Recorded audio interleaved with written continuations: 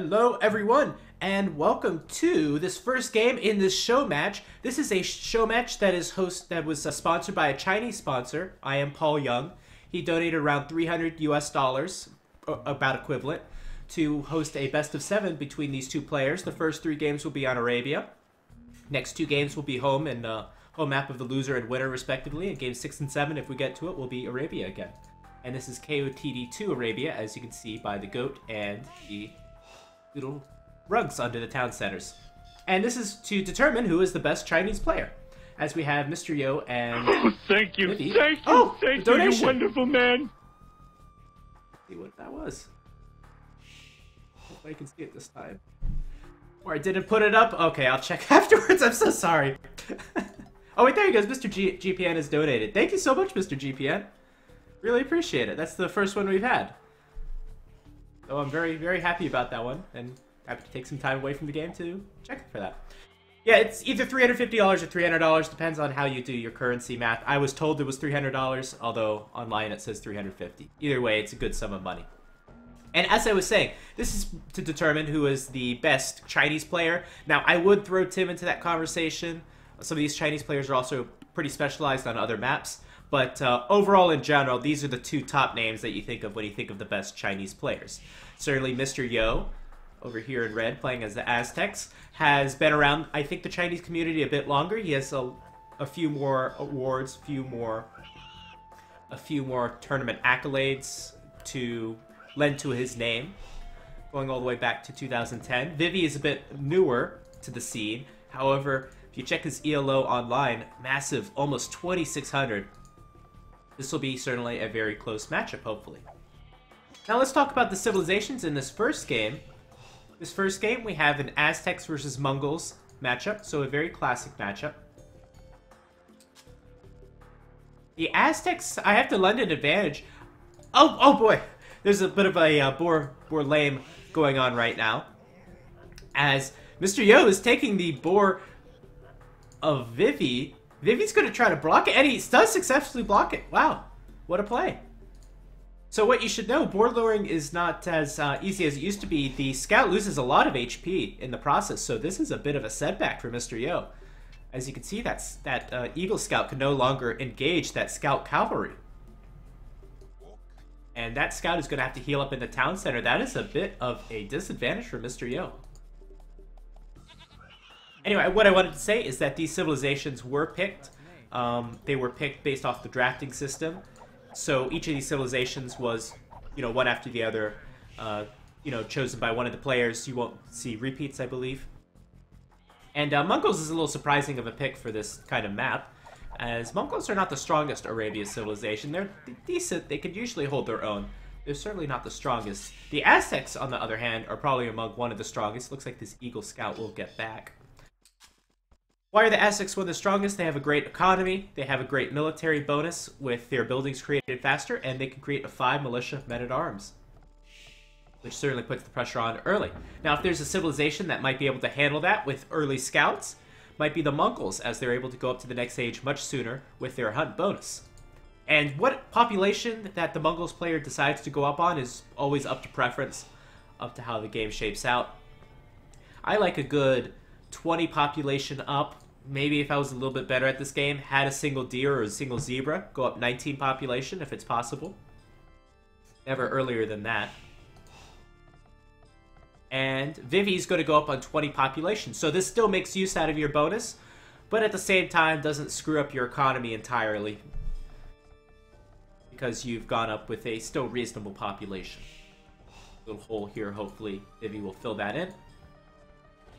Now, normally you wouldn't see a Mongols player walling this early in the match because they have the advantage going up to the next stage quickly. However, the Aztecs usually like the Dark Age rush. We're not actually seeing that right now. In fact, it looks like... Let's take a look at Mr. Yo's scouting. I don't think he's seen that barracks, but that could have been like a fake barracks, as it was deleted.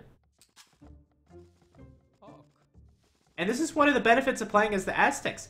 Your opponent has to game plan from the Men-at-Arms or the Dark Age rush, because it is so strong for the Aztecs, even if you don't do it, because of how strong it is. So Vivi is putting up some early walls when he doesn't have to, and this always hurts your economy. He's had 2 villagers that are idle.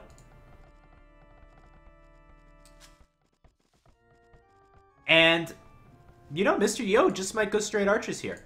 Might wall it through here. Can easily wall there. We'll have a nice defensible map to start out the game with early archers. If you go straight archers, you have to either fake some aggression or you have to have a very good wallable map.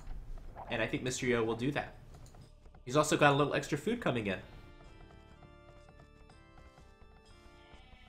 Let's take a look at Vivi's build. For newer players, could be easy to mess that up if you're going for a Mongols early scout rush.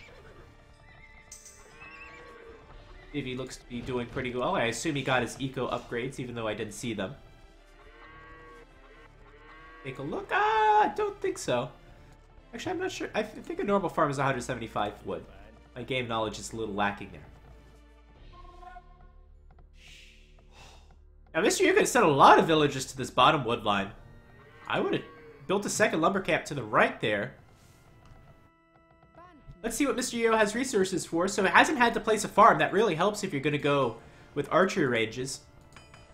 What in the world? It's a blacksmith.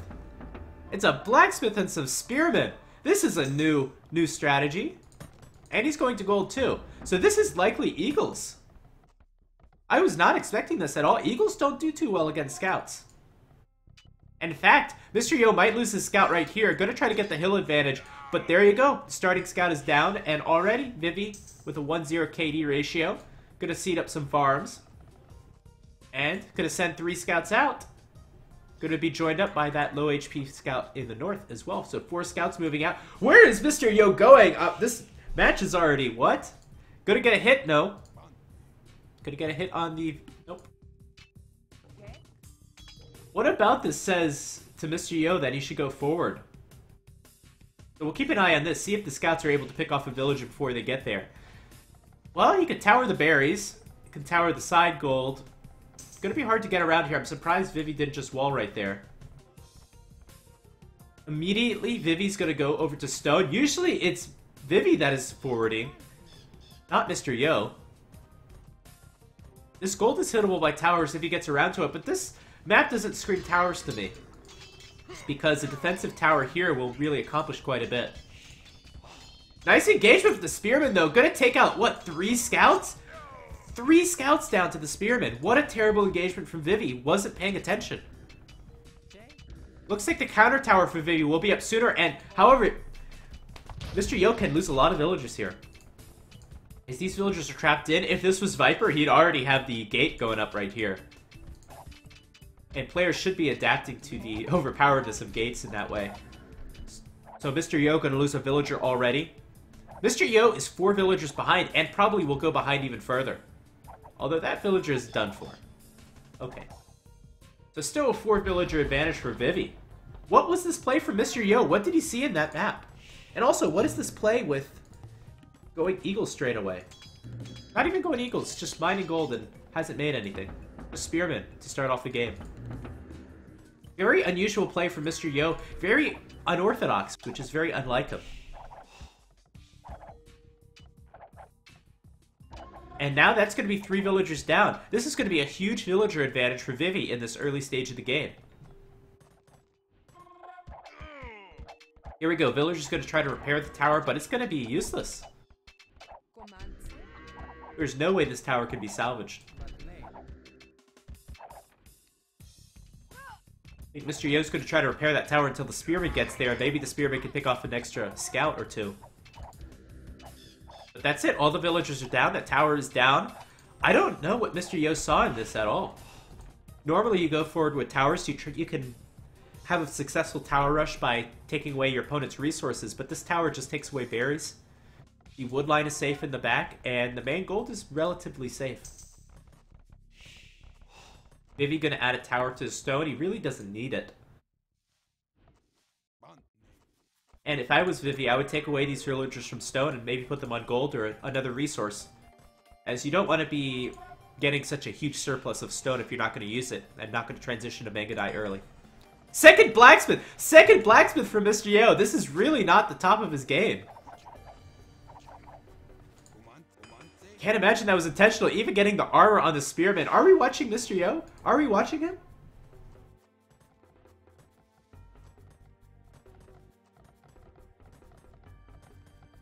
Scout's gonna move in onto the wood line. They could potentially get a villager. All of them have pretty decent HP. That villager's done for.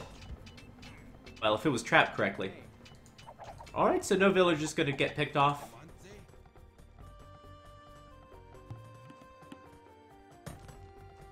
Huge villager advantage for Vivi. And what was that second blacksmith? Even gonna... Oh, there we go. Gonna pick off that villager. Gonna pick off 2 farms, too. Oh, my God. All the advantages for Vivi in this game. Looks like someone hacked Mr. Yo's account. Who could have hacked Mr. Yo's account? Scout's gonna try to get another weak villager. Look at the villager differential. It's 8 villager differential now. And, Vivi must be thinking about going to the next stage. Could even go Manga Knight. When you're at such a lead, you really have all the options available to you. Could go Knights, could go Cavalry Archers. It looks like it's going to be Manga Knight. As Vivi already has almost 500 stone in the bank. And a castle could... You know, a castle could really help to defend the base. Where would I place a castle? If you had the map control, maybe here. It would be a good place, or here.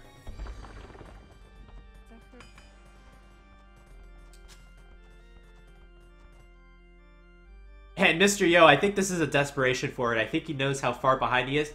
Probably knows that Vivi has clicked up to the next age right about now. Now this tower from Vivi looks really smart. That's really going to help him to defend. Just a few palisades here, and Mr. Yo is going to have to go around it. Mr. Yo has to be kicking himself when he sees this tower. I bet Vivi will place a tower here, but at this stage, Vivi could buy himself a castle. It's only going to take 100 stone. Not even that, as these villagers probably have enough right now. And if I was Vivi, I wouldn't even build a counter tower. I would just try to drop off that stone and eventually build a castle. The archer's going to try to get lucky. They're going to get a villager. Now Mr. Yo needs to grab 5 more before the castle age comes in to even up the game. That's a smart tower. I think it's worth investing the stone into that. Just to keep your economy running smoothly.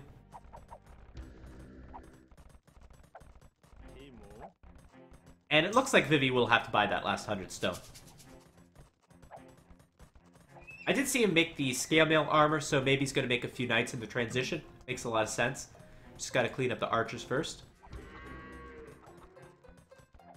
And there's that 100 stone that was bought. Where's this castle going to go? Could place it right here. Could place it here.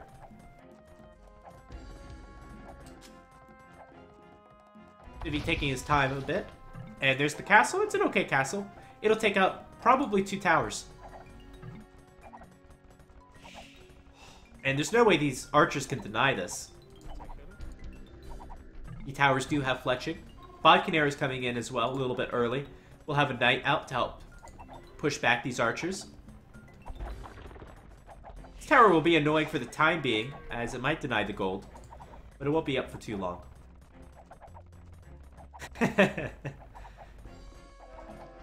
Is Yo playing drunk? I don't think so. This is for some cash. Some cash money. This tower might be out of range of the castle, which is why I assume Mr. Yo is building it. But at the same time, I think it is within range of the castle. In fact, it's going to lose the villagers once again. That was a bit of a misplay. Every tile is crucial when you place up a tower. If the tower was here, it would have been a fairly decent tower. But it's too close to the castle, and I can see that. Well, Mr. Yo has made it to the castle age. He's made it to the castle age, but he's 10 villagers down, and his opponent has already got his late game army going. Vivi is not going to have to transition to another unit unless he sees hordes of skirmishers, which is unlikely considering how Mr. Yo's economy looks like. And there are a few knights on the field too. So it's always nice when you've already got your late game army set, right as you go up to castle age. I have to say this is probably a little bit of a greedy play from Vivi. I still think it would have been better had he transitioned his villages to another resource and then went full knights. The knights are doing the damage already at Mr. Yo's base. I can imagine if he had 5 or 6 more knights in the base, as opposed to the castle, would do a lot more damage. This is a lot more fun. I like to see Manga die. I know you guys do too. What is this no shadow mod for trees? I didn't know there was a no shadow mod. I think it's just the Pussywood mod. I think it comes default with that. So this could be an okay raid. The Knights only have +1 armor, but they can absorb quite a bit, and this is probably still a worthwhile trade. Well, not that the crossbows have come in now. So first thing that Mr. Yo has to do is to prevent the raids before he can even think about moving out and winning this game. He has to win this game, I think. Oh, there's an open hole there too. Gonna get another villager. I think if Mr. Yo has to win this game, well, he can't go for an all-in push. There's already a castle. And that town center is going to be hard. I would maybe push in this area with the siege workshop if it was possible.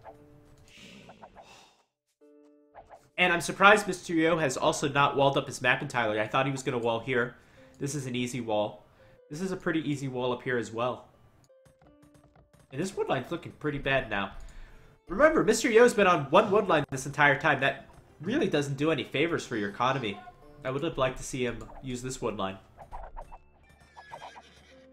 And I think ballistics would be a great upgrade. But of course, Mr. Yo only has so many resources.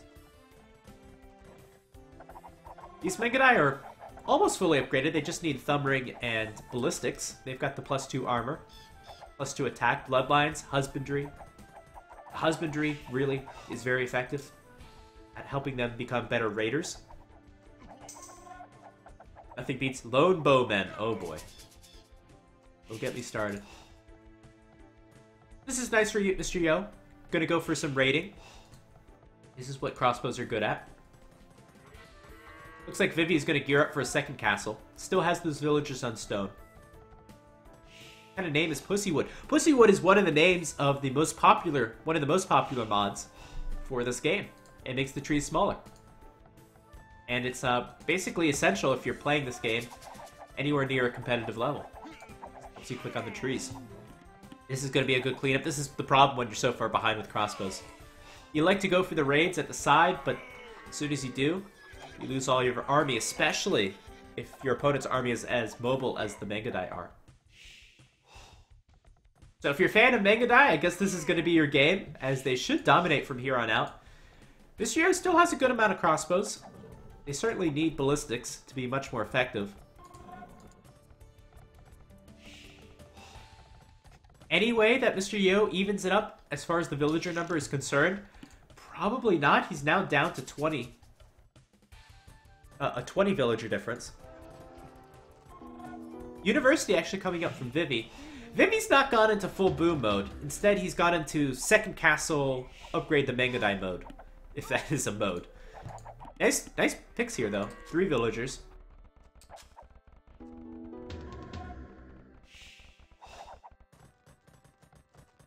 That second castle will really help to defend from raids. There's only one angle that Mr. Yo can attack from now. It's going to be this north side. And Vivi knows that. University coming up from Mr. Yo as well. It should get denied as long as there aren't enough archers in here. Finally, that's being walled off a little bit. Let's see how much Mr. Yo has. Got enough to defend from the Mengadai. Not without ballistics. Vivi doesn't know that, though. Can't see what's inside those archery ranges. This could be... well, this could be a nail in the coffin. I don't want to say it could be a game changer. Gonna get a decent hit, but this is not too bad. Crossbows on the hill can actually take 1 or 2 hits. And Mr. Yo's economy is in disarray. Woodline's getting hit. He doesn't have enough gold. You need at least 8 or 9 villagers on gold at this stage of the game. And clearly Mr. Yo is having trouble affording the ballistics upgrade, affording crossbows even. I don't know what... This farmer is living on the edge, trying to gather the last carrot next to that fire. Next to all those arrows coming down. Life of a AoE2 villager is never an easy one. Oh, what happened here? What happened here? That might have been the nail in the coffin. I see a bunch of dead bodies from Mr. Yo. And probably 2 more. Down they go. And that's another big fight. This has to be the GG. There it is. GG for Mr. Yo. What was that opening strategy from Mr. Yo? What was the game plan? He went early to gold, added a blacksmith early, so I was thinking eagles, got the armor for his spearmen, went forward with his villagers, and placed the tower in no man's land. And Vivi just pushed that back, giving him a 5 or 6 villager advantage. And Mr. Yo didn't follow it up with basically any army. Went into a single archer range, started to make a few archers, but the scouts were more than enough for Vivi to hold. Vivi got up with the castle, and that was the game. Dominating first game from Vivi because Mr. Yo, I think, made a few mistakes that game. Didn't have a clear game plan. Take a look at the achievements. Oh, thanks, Sheik. Appreciate it.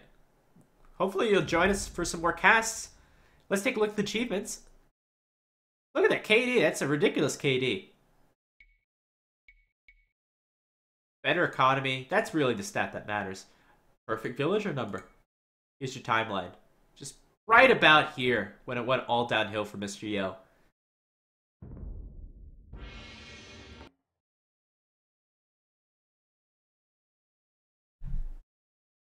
Alright, so within a few minutes we'll be starting the second game in the series. The score is currently 1-2. I'd like to take a quick 2-minute break in between the games. And we'll be back with the second game.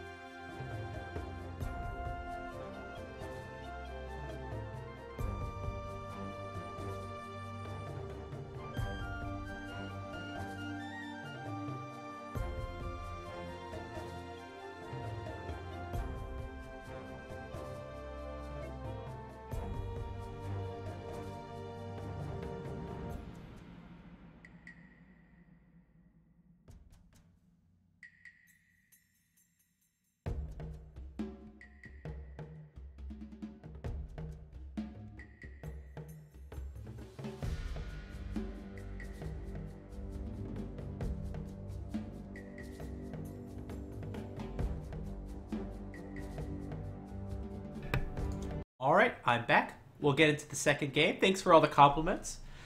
If you guys... so today is Friday, so I think Mr. GPN is going to be streaming later. Is that correct? You can confirm that in the chat. On the Voobly official channel. He should be streaming some Arena Rex from the week. Always good to see that. So please stay tuned after this broadcast, as he should be on a bit later, I think 23 GMT.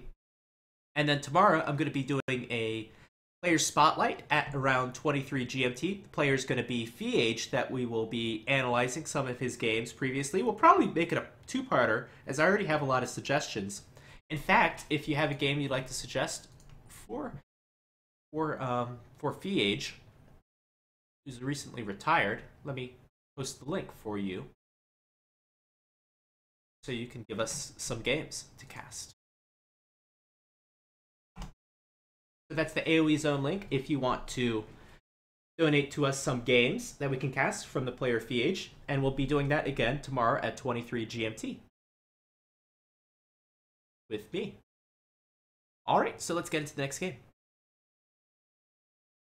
And let me change the score. I always forget to do that. The score currently is 1-0 for Vivi.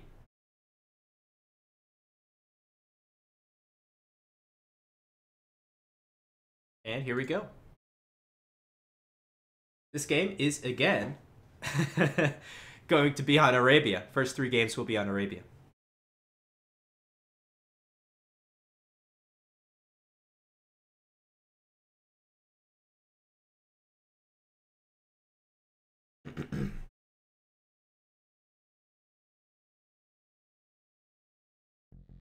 Hello, everyone, and welcome to Game 2 in this best of 7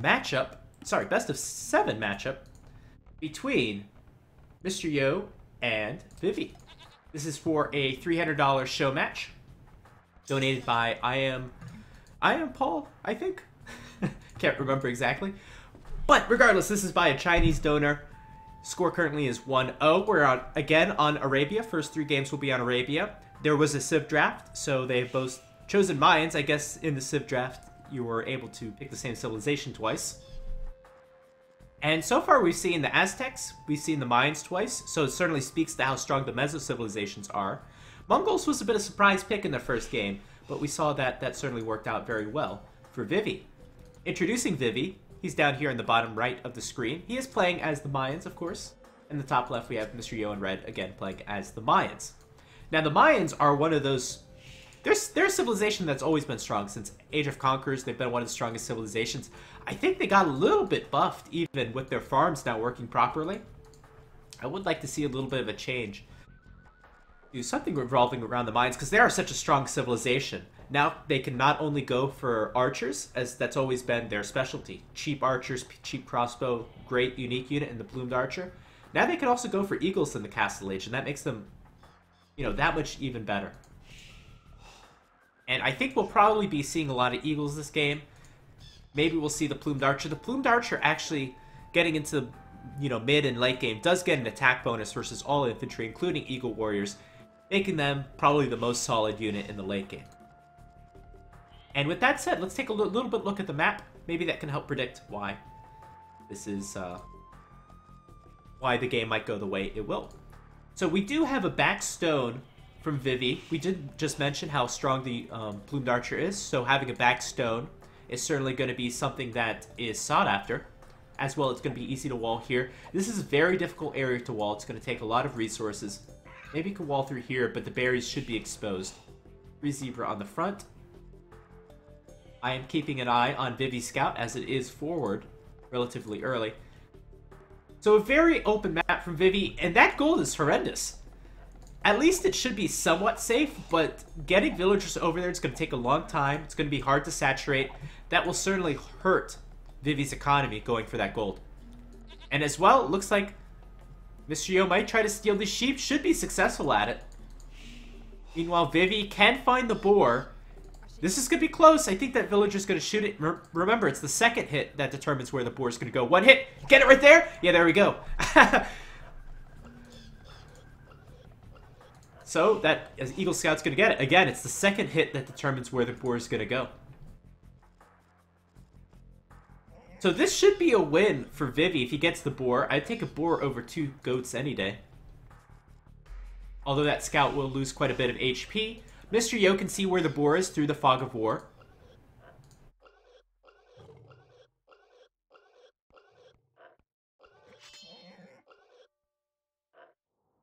And it's going to try to block it. So the best way to defend a boar steal is to try to block the boar. And if your opponent gets too close to the boar, then you hit the scout.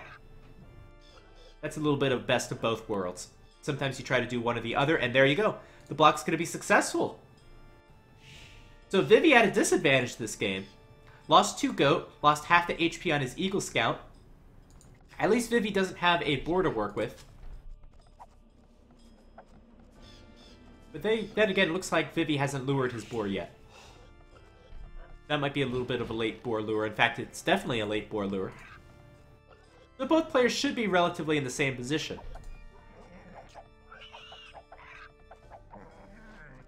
And there we go. Boar's going to be in. Meta nowadays should be men-at-arms. And there we go. Barrack's going to come up. So let's take a look at Mr. Yo's base since we haven't done that quite yet. Can wall here.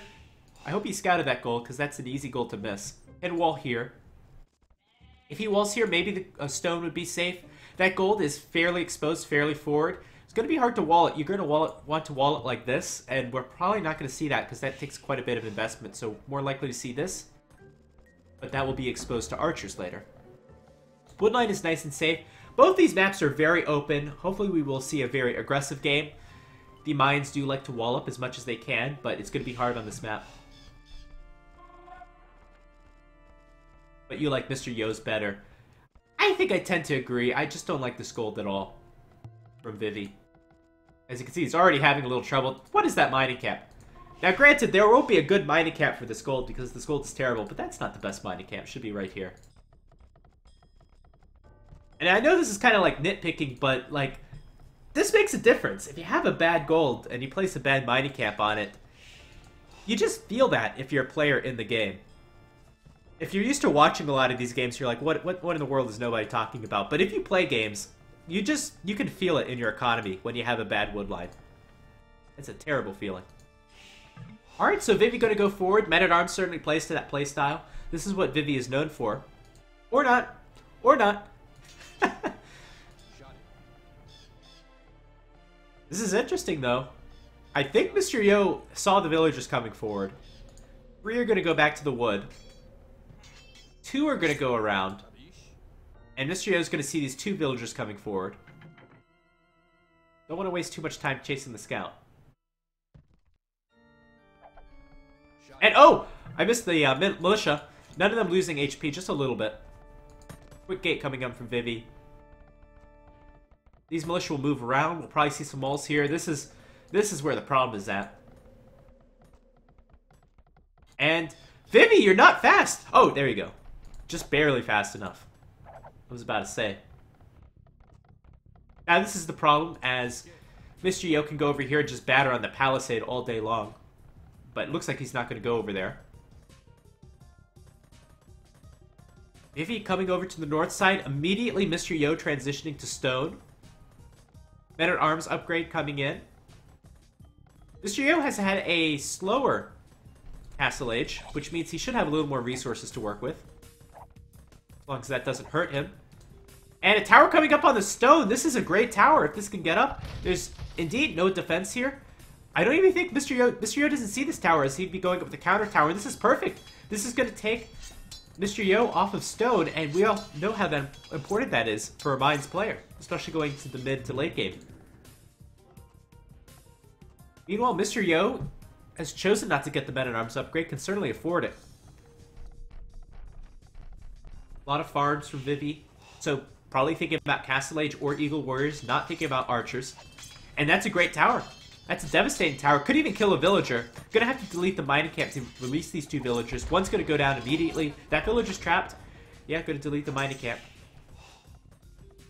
And this could be a devastating tower. This tower goes up on the gold. Now we have an archer here in the mix. There's 4 men-at-arms, 1 Eagle Scout. Counter tower's coming up, going up very slowly. There's only 2 villagers here from Vivi. Remember, Vivi was thinking about sending forward 5. If he sent forward 5, this tower would be most of the way up. And it's going to give up on that tower, but could alternatively place the tower there. Going to get another villager. 2 villagers down for Mr. Yo. Going to place a defensive tower at home. That's a smart move. Vivi's, of course, taking stone. Also, going to want to micro those villagers. They're not being very efficient. Look at Vivi's farms, though, compared to Mr. Yo. Mr. Yo has instead opted to invest the wood into an archer range and blacksmith, which should help defend from the men-at-arms and the eagles. Horse collar coming in late. Mr. Yo, you can see, his economy is just not doing as well. Gonna go out to the zebra.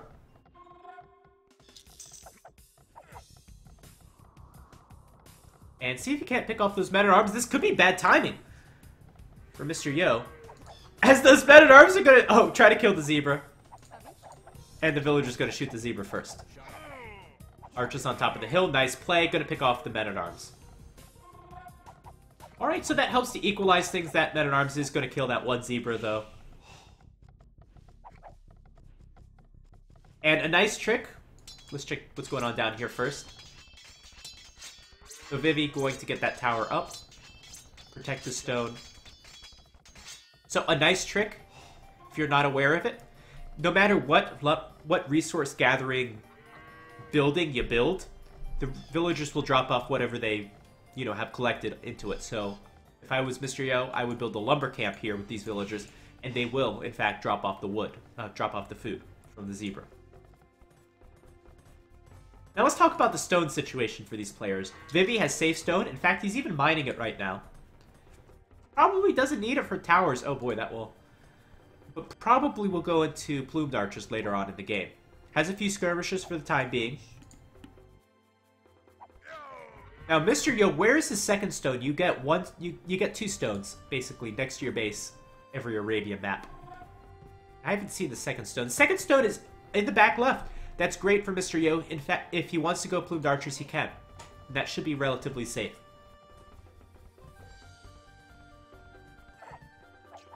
A lot of archers for Mr. Yo. It's a 10 to 8 military count. Vivi's going into eagles. He will need the armor. Those militia will help against the eagles. Shot it. Shot it. Shot it. Shot it. And I'm sure you already know, but the Mayans archers, of course, are cheaper. Now that's the devastating tower we talked about earlier. Is Mr. Yo not going to contend against this? Why not bring some villagers here and place a tower? I guess because Mr. Yo wants to take the gold on the left. I still wouldn't let that tower go up. That could be a problem in the mid to late game. If Vivi does have an advantage, is able to keep map control with military, that tower is going to be a lot of trouble. As eventually, probably mid-Castle Age, Vivi is going to want to move over to that gold.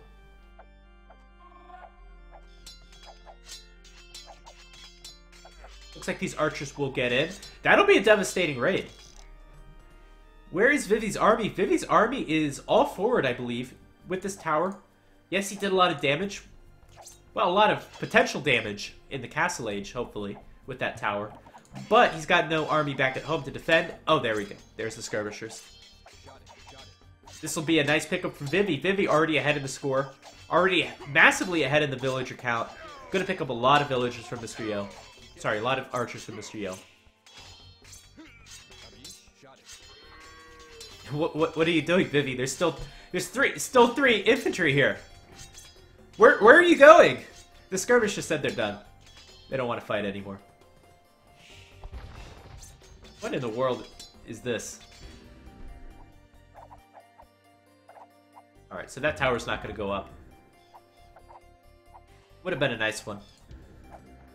Still not a total loss, though, because it forces Mr. Yo to, of course, make the tower.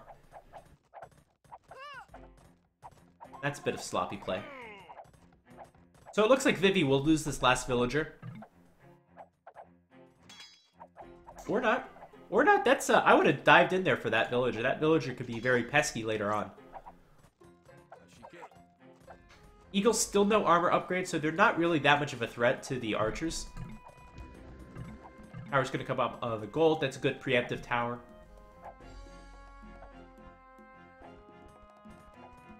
And now with the skirmishers, this army looks a lot more formidable. The villagers should be able to defend. Let's see how many losses Mr. Yo takes in this engagement. Going into the Castle Age first, mind you. The tower should be up. This villager's going to get a little low. I'm going to put her in the tower, and everything's fine.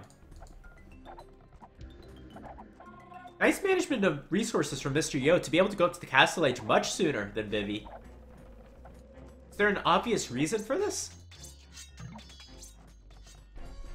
Well, we talked about how bad the wood line and the gold is for Vivi. But other than that, maybe this eagle investment has slowed down the Castle Age. I'm not sure. This is a very nice Castle Age from Mr. Yo. Did Yo research Wheelbarrow? They both researched Wheelbarrow. How come Yo is so far behind? Remember, Yo set forward some villagers. They died. And, no, he didn't set forward some villagers. That was Vivi. Why is Mr. Yo so far behind? Well, he lost 2 villagers to the men-at-arms early. Other than that, I don't know why he's that far behind. I think some idle TC, probably. Probably had some problems getting up with enough farms, as he wanted to get the archer range up sooner for the archers. Didn't budget that appropriately. So crossbow bodkin arrow coming in from Mr. Yo. That should be a good raiding force. I think that Vivi will probably transition to plumed archers.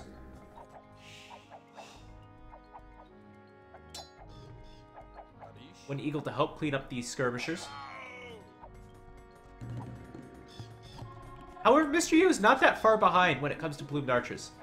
Has 400 stone in the bank. So the weakest point in this... Actually, I don't know if that's a hole. There's a palisade right behind that house. It's hard to see. But regardless, the castle's going to get up on the right side. Not ideal castle positioning. You don't want to place a castle when you're under pressure. But that'll be decent, I suppose. It's really not that good. It's not a good castle placement. You don't want to place it there. That's not a good town center placement either. This is what happens when you're under pressure. Vivi's essentially stuck to this side of the base. The ideal castle placement will probably be more around here, or here. Or here. Looks like this will be a good trade for Vivi. As he's going to get a lot of crossbows, going to get a lot of these skirmishers. This militia are still doing work, man, though. Hey, welcome to the stream, Lanchi. I appreciate you helping me with these wrecks.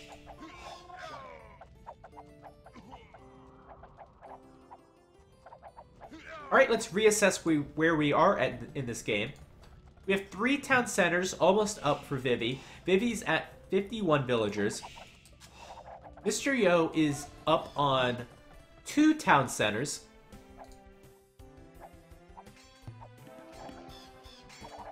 And is coming up with a castle. Going to regain control of his gold.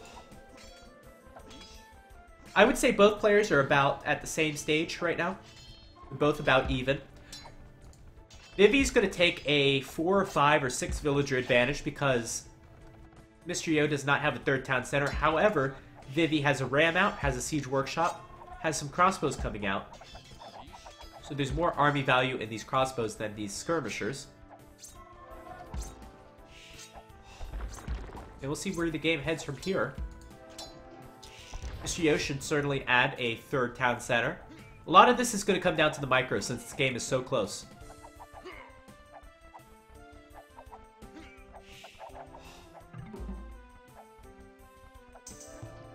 And Vivi will be 5 or 6 plumed archers ahead.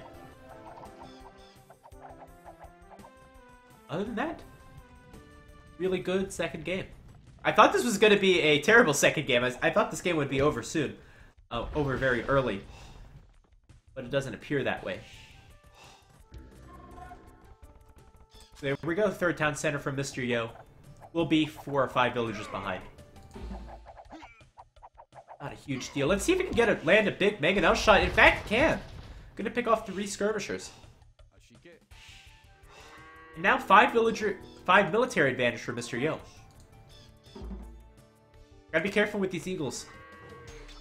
Archers are moving too far away from the Mega Nail, and nope, gonna be fine.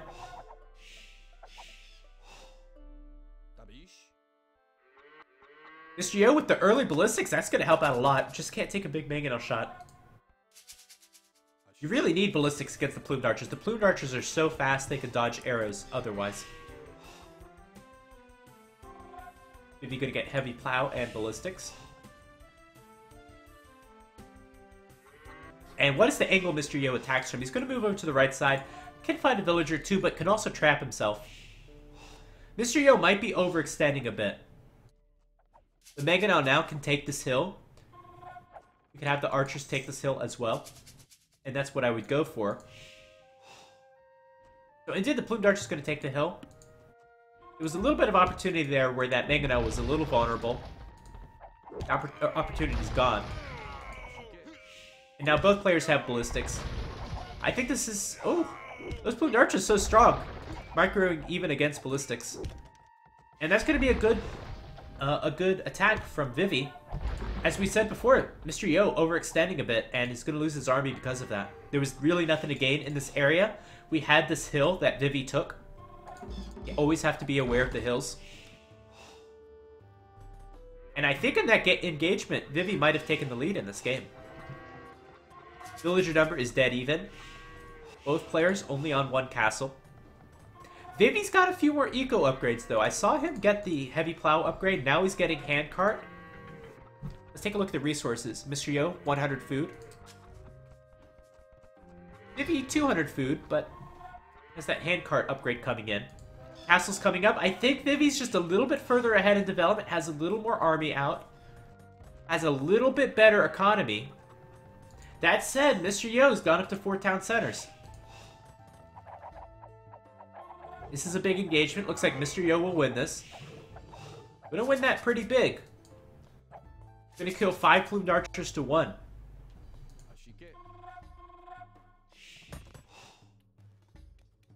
Now Vivi gonna move out. This is a little bit annoying. The skirmishers can trade pretty well against the plumed archers. Although it looks like that archer rage will probably go down. This Ren is at pretty full health.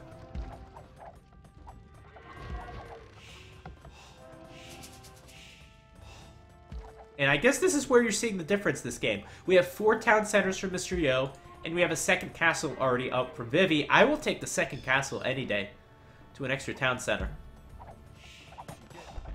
As the military count is now even,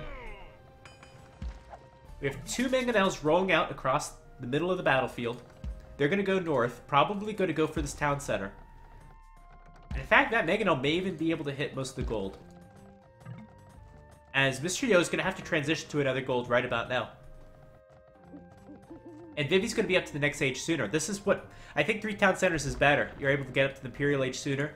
And that's very important when you want Bracer, Chemistry, Ring Archer Armor, or your Plumed Archers.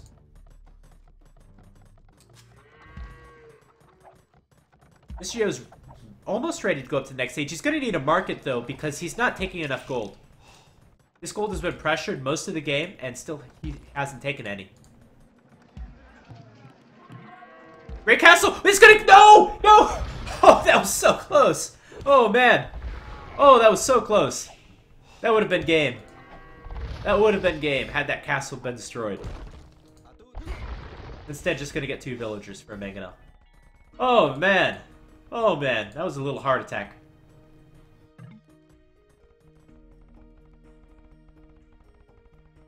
Alright, Mr. Yo gonna be the first to pick up... Well, yeah, Mr. Yo gonna pick up a second relic. I saw he just collected one right now. That castle's not all the way up, though. As these archers could take out these villagers. Oh, thank you! Thank you for the compliment. A lot of nice compliments today. I appreciate it. Big mangonel hit! Big mangonel hit!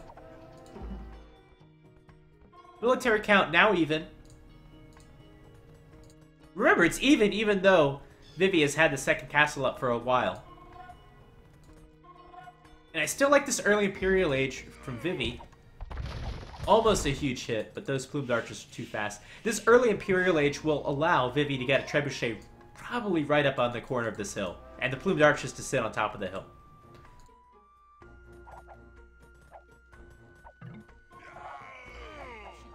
And it looks like this is a pretty poor raid.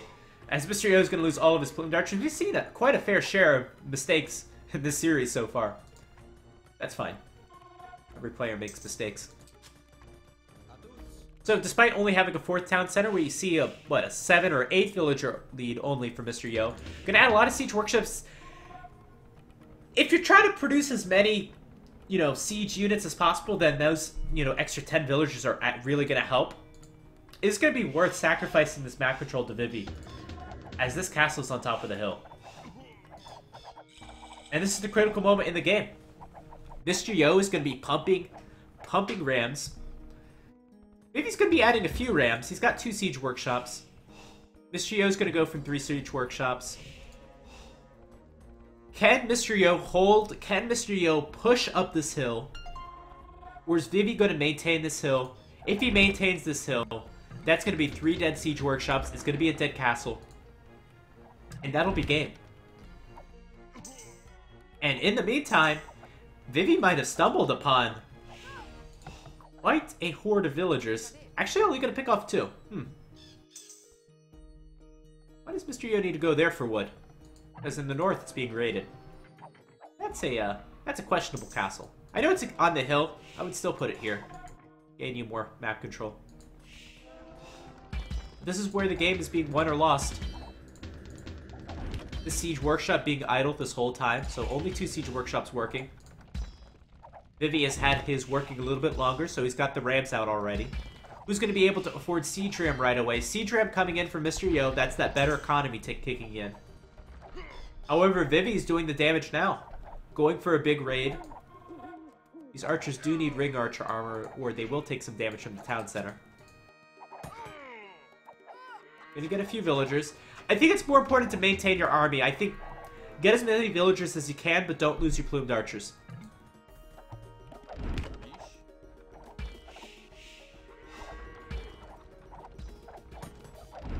And it looks like this castle will go down, so it's going to be 3-2. Mr. Yo needs to hit the gas on ram production, needs more siege workshops. What's his resources look like? He's got enough wood. Got enough wood. I think gold is the biggest problem. Yes, he's back on his main gold. Yes, he has good saturation up, but usually you want to be on at least 2 golds at this stage. And yeah, he's on the gold in the north, so he's okay with gold. And gonna take a nice kill here. I don't like this play from Vivi, running in. Plumed archers are so mobile that Mr. Yo can run back with his plumed archers. And that helps even things up once again. Here's that big push we were talking about. There's still no siege ram on the way for Vivi. And Mr. Yo's going to be able to push up the castle, saving his own castle. Mr. Yo just had enough to pump those rams out, and that siege ram upgrade makes all the difference. I see Vivi right now getting 2-man saw. 2-man saw is an upgrade that costs food. I would prioritize siege ram above any upgrade that costs food. Almost any upgrade, anyway. So that is a mistake from Vivi, in my opinion.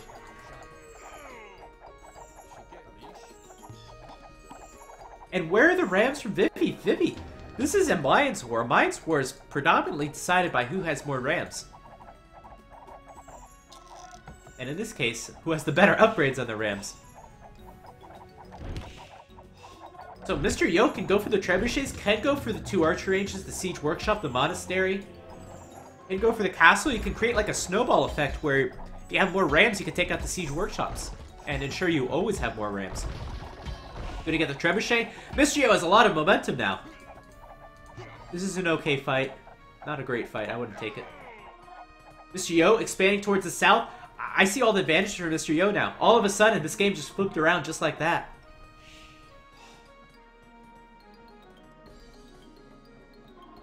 Be nice. Be nice to the bots. Be nice.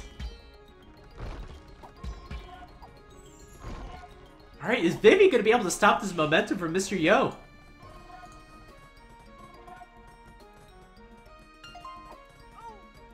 Mr. Yo's going to take the north side of the map. He's going to take the south side of the map. Vivi's holding onto this hill in the middle, but it looks like he's losing ground. And that's going to be a few more dead villagers from Vivi. No more stone for him. We have a 1 castle advantage for Vivi. These trebuchets are quite low. And I think Vivi's going to take this fight as long as he micros appropriately. We need to see more siege rams. And I think a big problem, let me check. I think a big problem for Vivi, how much gold does he have coming in? So he's got 1 gold mine. Taking a look at extra resources, he's taken some of the stone. Mr. Yo should be able to take the rest. Mr. Yo is taking this extra gold. Relics are dead even. And he's taken, I think that's his stone, though. So the extra resources are about even, I think.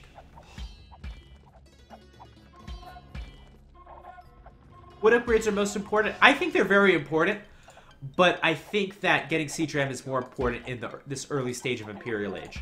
The wood upgrade won't help you until mid to late Imperial Age. I think if you're able to maintain your castles, then afford the wood upgrade when you can. I don't see much harm in delaying it by a minute or 2, or a few minutes. But that's my personal opinion. I honestly don't know. What I can say is Vivi is gonna lose another castle. There's tons of Rams coming in. And again, this was that 4th town center. That was that extra economy from Mr. Yo. That was being able to hold on this hill. And that was Vivi not making enough Rams. Yo is so strong in Imperial Age. Yeah, he is. I've seen him in deathmatch tournaments as well. He knows what he's doing in Imperial Age.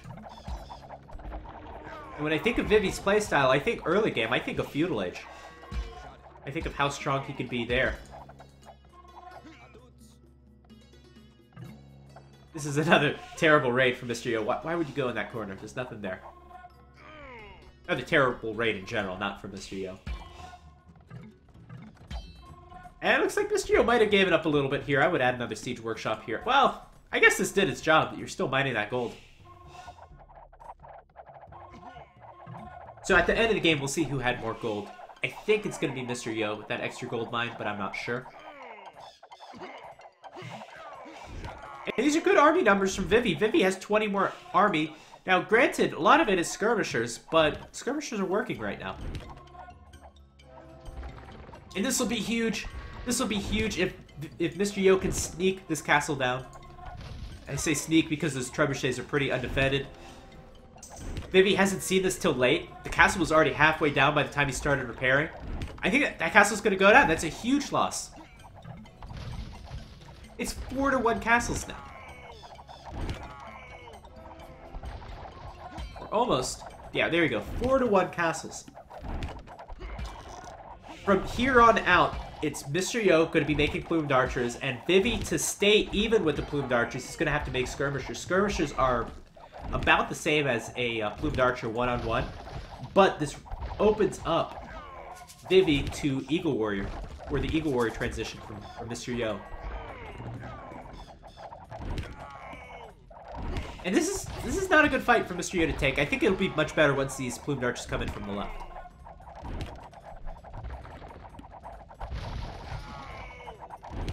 And these two Rams going to absorb a lot. I think this was a great fight from Vivi. That Ram's going to absorb a lot. This Ram, unfortunately, is going to path around. Most of the units that Mr. Yo has lost in this fight have been plumed archers. Most of the units Vivi has lost have been skirmishers. But it's going to be close. These plumed archers still have the hill. Ram is going to get in. Going to absorb a lot of shots. More plumed archers coming from the left. These Rams are just doing so much. If Mr. Yo wins this game, I think that's going to be GG right there. But this is still such a close game. This is both players with everything they have, putting it into this one spot in the map. And I think it'll be a good determinant of who's going to win this game. Mr. Yo going to go up with the castle in the north. This is great. Going to take over even more of that extra gold. Maybe that's enough gold to afford me an Eagle Warrior transition. And Vivi's going to win this fight as long as he uses his skirmishers correctly. The problem is Mr. Yo, I think, has more gold to work with. So even if he loses more plumed archers, he still can replace them. But this is still a pretty terrible fight for Vivi. And I don't know. I don't know. This game is really close. Another thing, Mr. Yo's going to take over that gold, and there's the GG right there. So in the end, this was a great cost-efficient fight for Vivi, but Mr. Yo just has more. He's just got more military in that area. Plumed archers are stronger than skirmishers. And with that fight, Mr. Yo secures the gold in the north. 5-1 castle difference. With that fight, might be able to secure these extra resources, and GG. Good play. Some weird things happened in the early game, but we saw a fairly typical mid to late game from the Mayans. And in the end, that 4th town center paying off in that big Ram push. That was something to behold.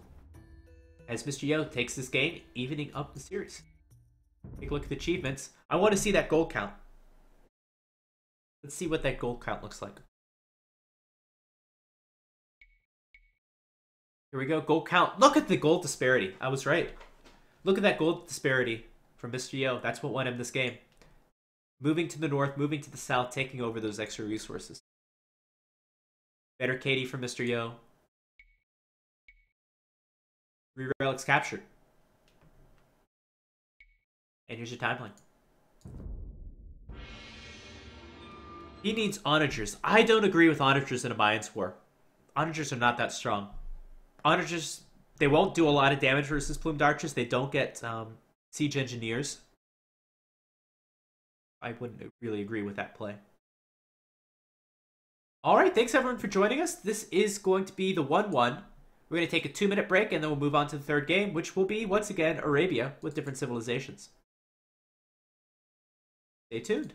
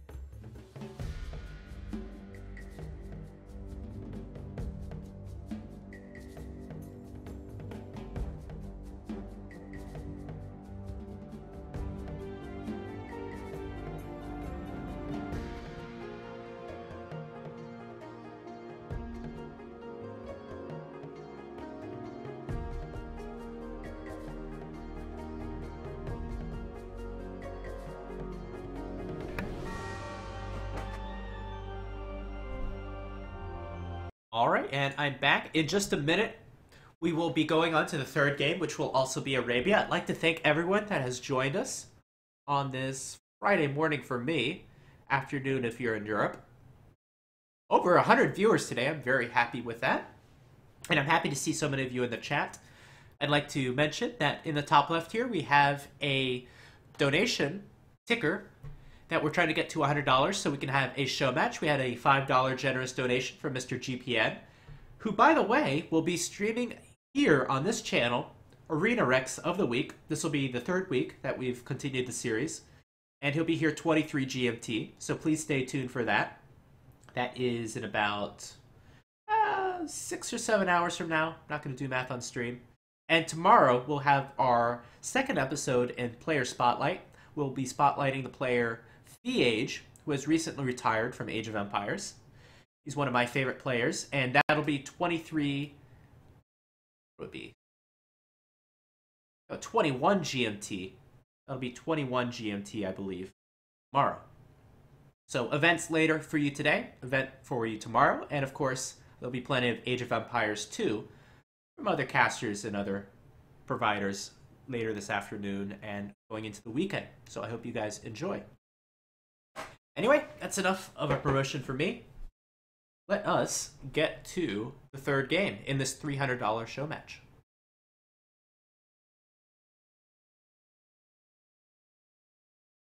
Here we go. Game number 3 will also be Arabia, but the next 2 games will be going to different maps.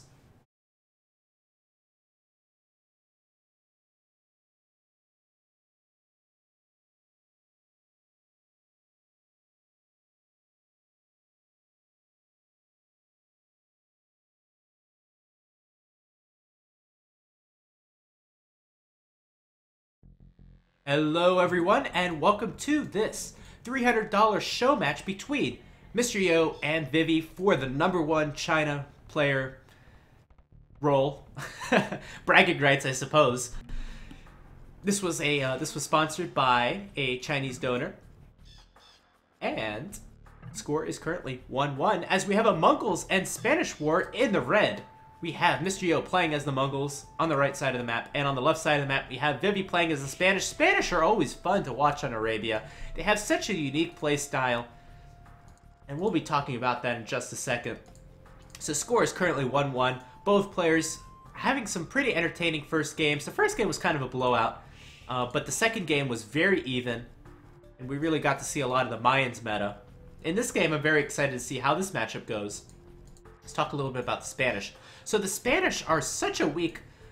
They're a decent feudal civilization, but they're limited in their options. So they can go for a strong tower rush. They can go for decent scouts. Not particularly strong, but decent scouts. And they can't go for archers, really. I mean, they can go for archers, but you can't upgrade them to crossbowmen, which puts you in quite a pickle for your feudal age play. Now, Vivi, he does like his towers, so getting a tower bonus certainly is very alluring to him, I'm sure, and maybe we see him make good use out of that. As well, this map is a very small map, where the players are close together is what I meant to say, so that certainly favors tower aggression as well. But the strength, really, of the Spanish are in their conquistadors. The conquistadors, the best, if not the second best, Castle Age unique unit, especially when it comes to raiding, and conquistadors can change around a game with just 1 or 2 big raids. So that's really what we're looking for. Speaking of strong unique units, the Mongols probably have the strongest unique unit in the game, but only comes into its own in the Imperial Age, where you have to afford a lot of expensive upgrades. The Mongols get up to the next age much sooner because of their hunt bonus, which means that it'll be harder for Vivi to pressure him, as Mr. Yo can come up with a counter tower much sooner, or military much sooner. And certainly the Mongols have a better scout rush than the Spanish. Going to Castle Age, you have camels, which are available to the Mongols, and they dip off a bit in Castle Age, and by the time they come in back into Imperial Age, they'll be strong once again with those Mengadai. Now, a lot of this depends on the map as well, and as I'm blurting out this useless information to you, we have a boar steal from Mr. Yo. Players have been going for the steals all game, and it looks like Mr. Yo is actually going to get it. Is this the first successful boar steal we've seen? I think we've seen 2 failed ones so far. That's a successful boar steal. Vivi's going to look for the steal as well. Where is the boar for Mr. Yo? I don't see it. Oh, it's right here in the north. And Mr. Yo is going to get it right away. I like this play. Go for it right away. Don't be greedy. And Mr. Yo has found all his goats as well, so this is a great start from Mr. Yo, especially as Mongols. This is even bigger as Mongols. I did want to say that Mr. Yo did recently give an interview for Mem's channel. You can find it on Mem's channel.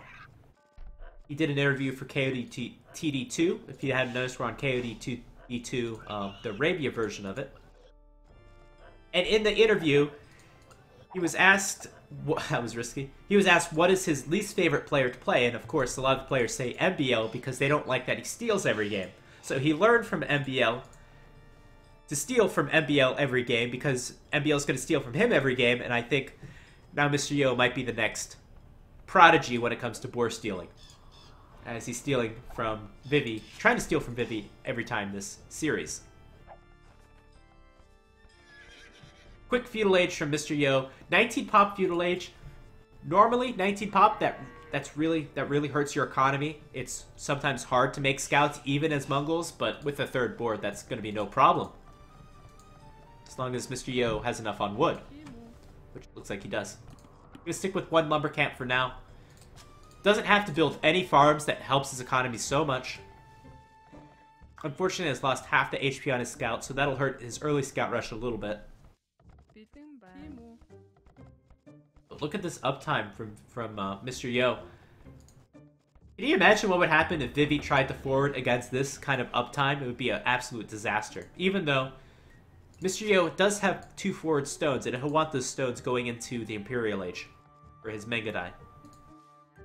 Taking a closer look at Mr. Yo's map, it's impossible to wall the north. This gold is extremely exposed. Woodline is pretty decent. This wood line is pretty decent. Impossible to wall this right side. It's so odd that Mr. Yo is basically in the middle of the map. Normally, you'd expect his town center to be around here, where there wouldn't be too much space behind him. Mr. Yo is basically in the middle of the map, and probably the same thing for Vivi. Vivi's going to try to wall it as much as possible. Try to prevent the scout raids. This is so taxing on his economy, so expensive, and even doing all of this, he still walled out his main gold. You can't beat him? Join him, exactly. Stylish way to lure a boar. Always shoots the boar with the TC. Yeah, that's a risky play. But what is Vivi doing? Looks like he's going to go for the fast castle, to be quite honest. Fast castle knights, fast castle conquistadors with the tower defense. Mr. Yo's a smart player. He's identified this. And he's going to place the tower on the berries, giving Vivi a lot of problems. These villagers will be able to batter their way through the palisades. We'll be able to place more towers, preventing some of these farmers from taking their food, and probably preventing the fast castle. Now, if you're not an experienced player, you have to identify your opponent is going for a fast castle right away. You need to identify as soon as possible so you can come forward and place a tower, just like this, and break through those walls and prevent the fast castle. Or at least, you know, delay their fast castle or do what damage you can. And Mr. Yo has done that. Gonna place another tower here, probably. Go ahead. Not gonna place a tower. The tower there would have probably taken Vivi off of 2 farms. This one will take away 2 farms too. Now this is a window of opportunity for Mr. Yo. He doesn't have that much time. He's gonna be able to place this tower and maybe start another one before Vivi can start the counter tower. Double palisades coming up. Not really. I mean, this is already hurting Vivi's economy so much. 4 villagers are idle. This farm is done. Now, granted, there wasn't a whole lot of food on that farm anyway, but that farm will have to be deleted, or else villagers will move over to the farm once their farm is done, and then they'll die. And Mr. Yo taking his sweet time. Not going to be placing the next tower. He needs to place another tower right now. I'll place it right there. I don't think you have enough time. You want it to be within range of the first tower. And Vivi should be able to counter tower, but regardless, Mr. Yo should be able to get up a good tower somewhere. Now, yeah, that's an ideal tower placement. That's good. That's a good one. And these are Spanish villagers too. They'll build faster. So this tower is a goner. Vivi should cancel that right away, or else he's going to lose his villagers. And in response, Mr. Yo can try a tower here to take away the gold, or can try a tower here to take away the wood line. So this is still going to do good damage. The question is, does Vivi have enough resources to go for a fast castle? Market Blacksmith has the wood. Does he have the food? It's close. It's very close. It's not a clean fast castle. It's definitely not a clean fast castle. And you could sell stone in the situation, but if you're going to go conquistadors, it doesn't really make any sense.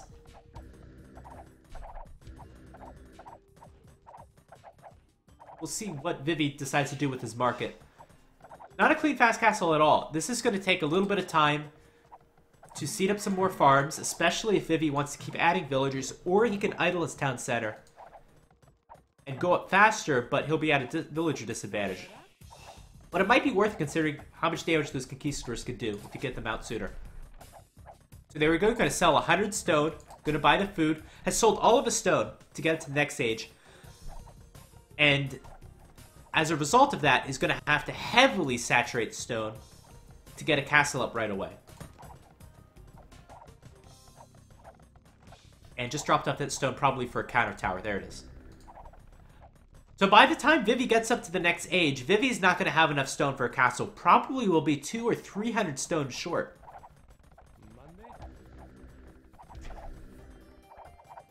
And because of that, I really don't like the decision to sell all that stone. I think wait a little bit, add a few more farms would have been better for the economy as well. So this forward for Mr. Yo has done its job. It's delayed the fast castle, made it less efficient, forced Vivi to use the market. Let's check how Mr. Yo is doing at home. Mr. Yo has no farmers. Mr. Yo is... Woo! Woo! Mr. Yo is gonna... It's gonna be some time before he gets up to the next age. I think this is too much stone that Mr. Yo is taking. I think he should rebalance his economy, take some villagers off the stone. He's not going to need the stone unless he wants to go Mangonite versus Conquistadors. I wouldn't recommend it. And again, what would I recommend against Conquistadors? Maybe camels? Towers? I'm going to send 2 more villagers forward.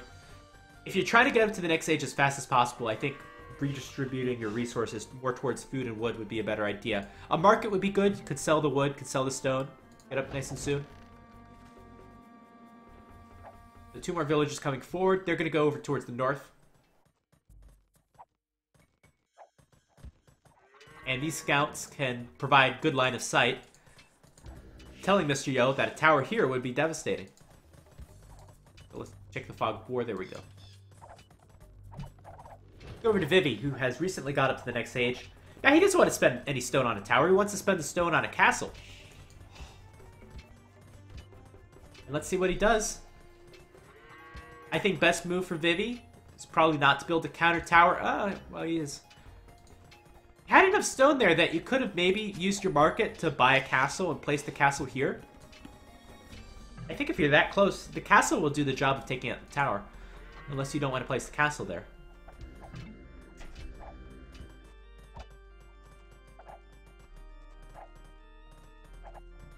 And it looks like that tower's going to get abandoned. It's pretty close. I might go for it still. In fact, Mr. Yo is going to go for it. What's the percentage on this tower? It's 94. And even this is not too bad. Just, you're idling 5 villagers for 2 villagers. I would just keep going for the tower, but trying not to take too many arrow shots until the villagers get too low that you can't go for the tower anymore. So this is idling 5 villagers. This is preventing the castle from going up. Well, for at least a few seconds anyway. But here's that castle from Vivi. Mr. Yo's up to the next stage, probably using a little bit of market magic. And Mr. Yo will go Mangonite. Mangonite versus Conquistadors. That's not something we see often. I think a villager just died. I heard one. I don't see the body, though. Oh, there we go. 2 villagers down. Wow. So that's... I think that was 3 villagers, actually. Vivi not paying attention, as I wasn't. And those villagers going to take away the gold. Where's the gold?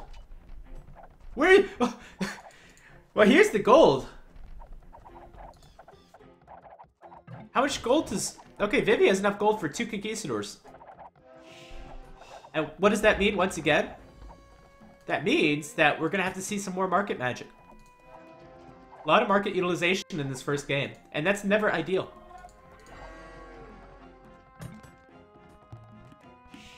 Again, this is slowing down conquistador production, or at least hurting their economy enough.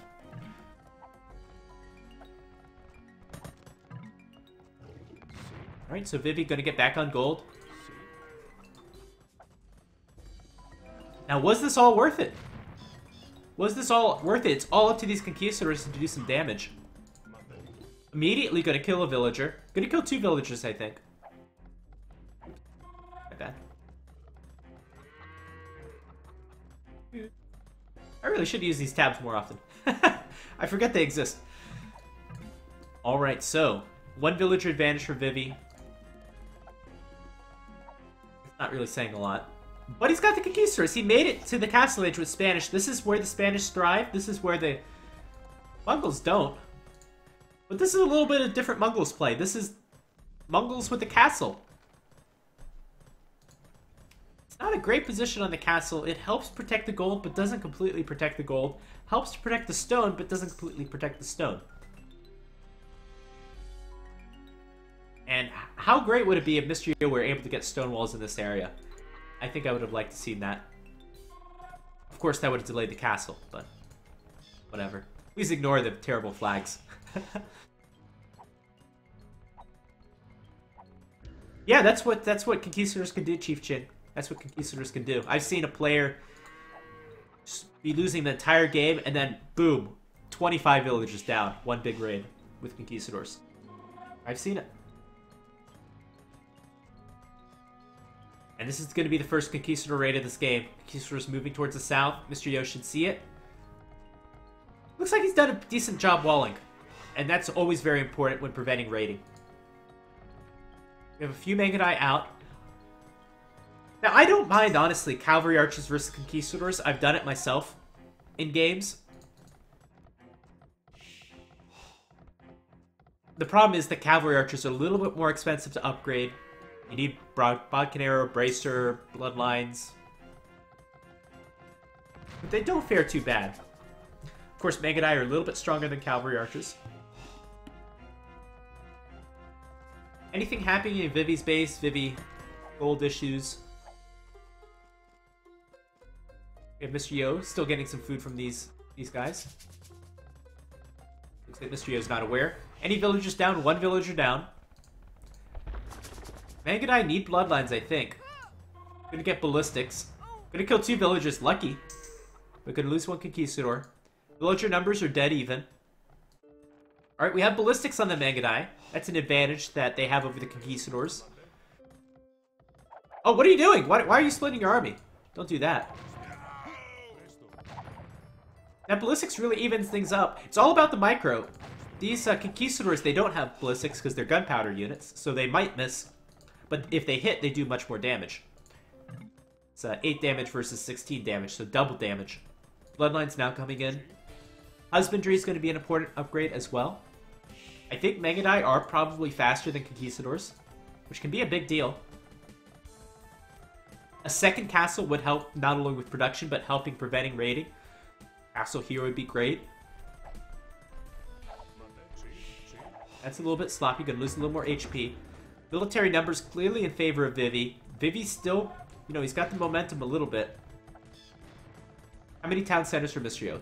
3 town centers. Has a little bit of an economy here. I think Vivi is still on 1 town center. And this only goes to show you how hurt his economy has been. And this is unusual.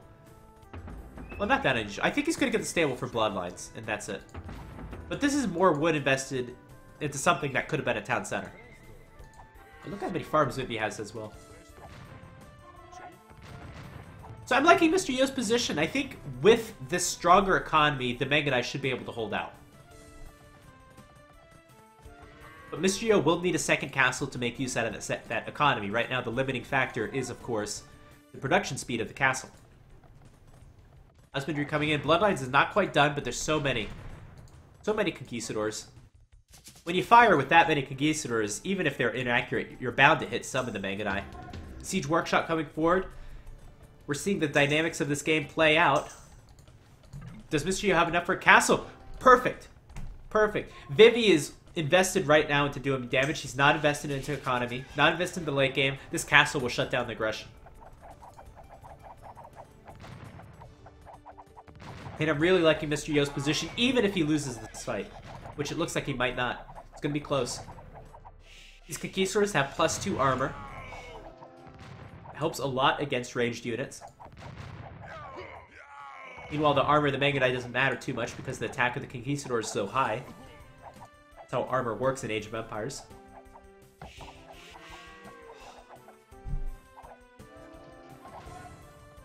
Yeah, really loving Mr. Yo's position. The score says the same story.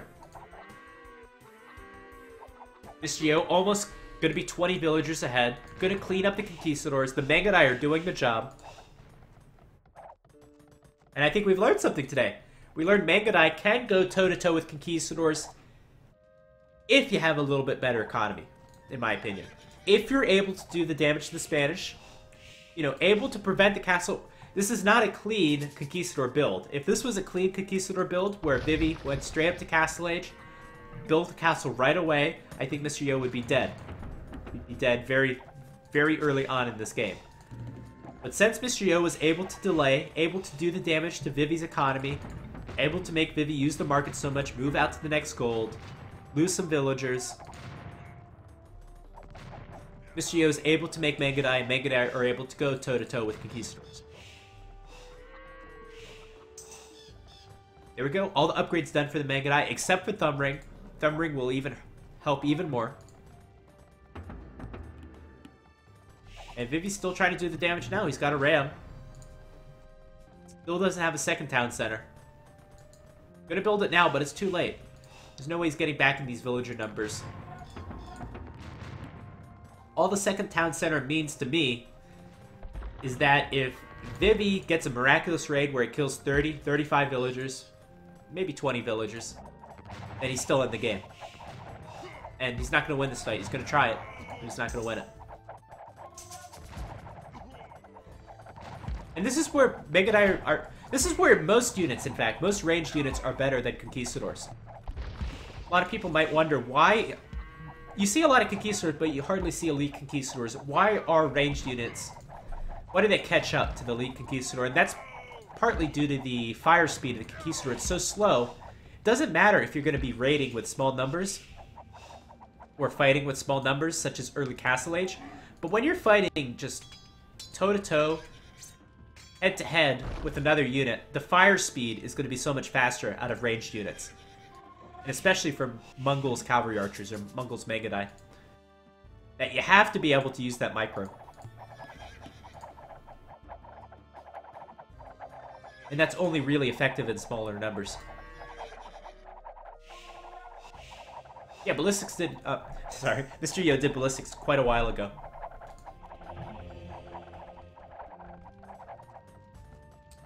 And Mr. Yo, will it be thinking about going up to the next stage? Needs quite a bit more gold. I would just take your time. Add another castle. Making sure that you secure all of your resources with town centers or castles or whatever. Move towards the south. We have a castle coming up for Mr. Yo. In fact, 2 castles should be coming up soon. Castle here would be great. Oh, it's going to be right on the top. This is going to be the GG castle. If this castle goes up. Vivi can build a counter. He could build a counter tower relatively quickly. Let's see. That was Mr. Yo. Just place it right there. Okay. Gonna go with that one. There's the possibility you lose the castle, though, if the quick tower comes up. There's a quick tower. I don't think it's within range of all the villagers. That's a poor placement. Mr. Yo's gonna win this fight, regardless of if the castle goes up. Yeah, micro against ballistics, really. That castle is just not within range. There's too many villagers building this castle. That castle is up. GG. Good game. Very interesting third game. I haven't seen a situation like this where we see Megadai versus Conquistador, so I'm very glad to watch that. And I hope you guys are as well. If your opponent is going for a fast castle, you have to diagnose it right away. You have to look at the score, see when they get up to the next stage, analyze their civilization, take a look at their map, are they walling it, and go forward right away with towers. And Mr. Yo did that and did some great damage because of that. And GG. If Mr. Yo would have stayed back and felt lazy, would have gotten raided by Conquistadors in the Castle Age and would have been GG. So good play from Mr. Yo. He's going to take 2-1 in this series. No problem, Zooey How. Hope we see you tomorrow, if you'll be here. You have a question for next map? Sure, ask it. Better economy from Mr. Yo, all the way around. Except for gold, oddly enough.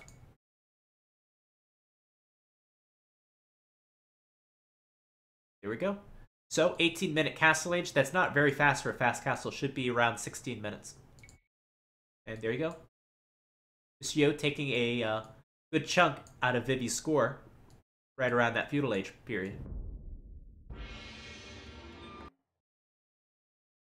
Do the wild camels give food? I was confused about that earlier. No, they're just for decoration. They do not give food. All right. We're heading to game 4 finally. Not in Arabia map. We're going to take another 2-minute break. And we'll be back for Vivi's home map. Stay tuned.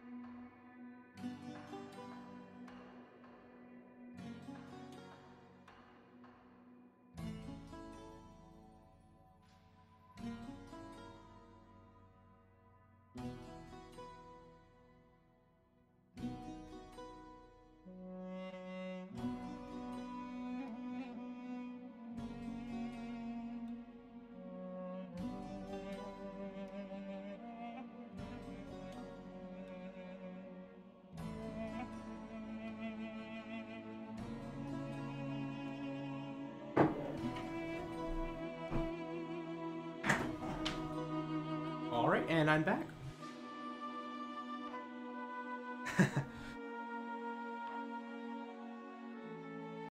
Alright, so this game will be Vivi's home map. I think you're able to choose from any of the default maps. And thanks everyone for joining us. We're at 150 viewers. That's very nice to see. Don't remember the last time. Well, last time we had over 150 viewers. I think we had like 300 viewers for the Realms Showmatch, 3rd place, and that was very nice to see. So I'm glad everyone has joined us. This is a best of 7, so plenty more games to come. Are these games live? No. No, they're not live. They are recorded from yesterday, but no one else has casted them, so no spoilers. And let's jump in to Game 4, Vivi's home map.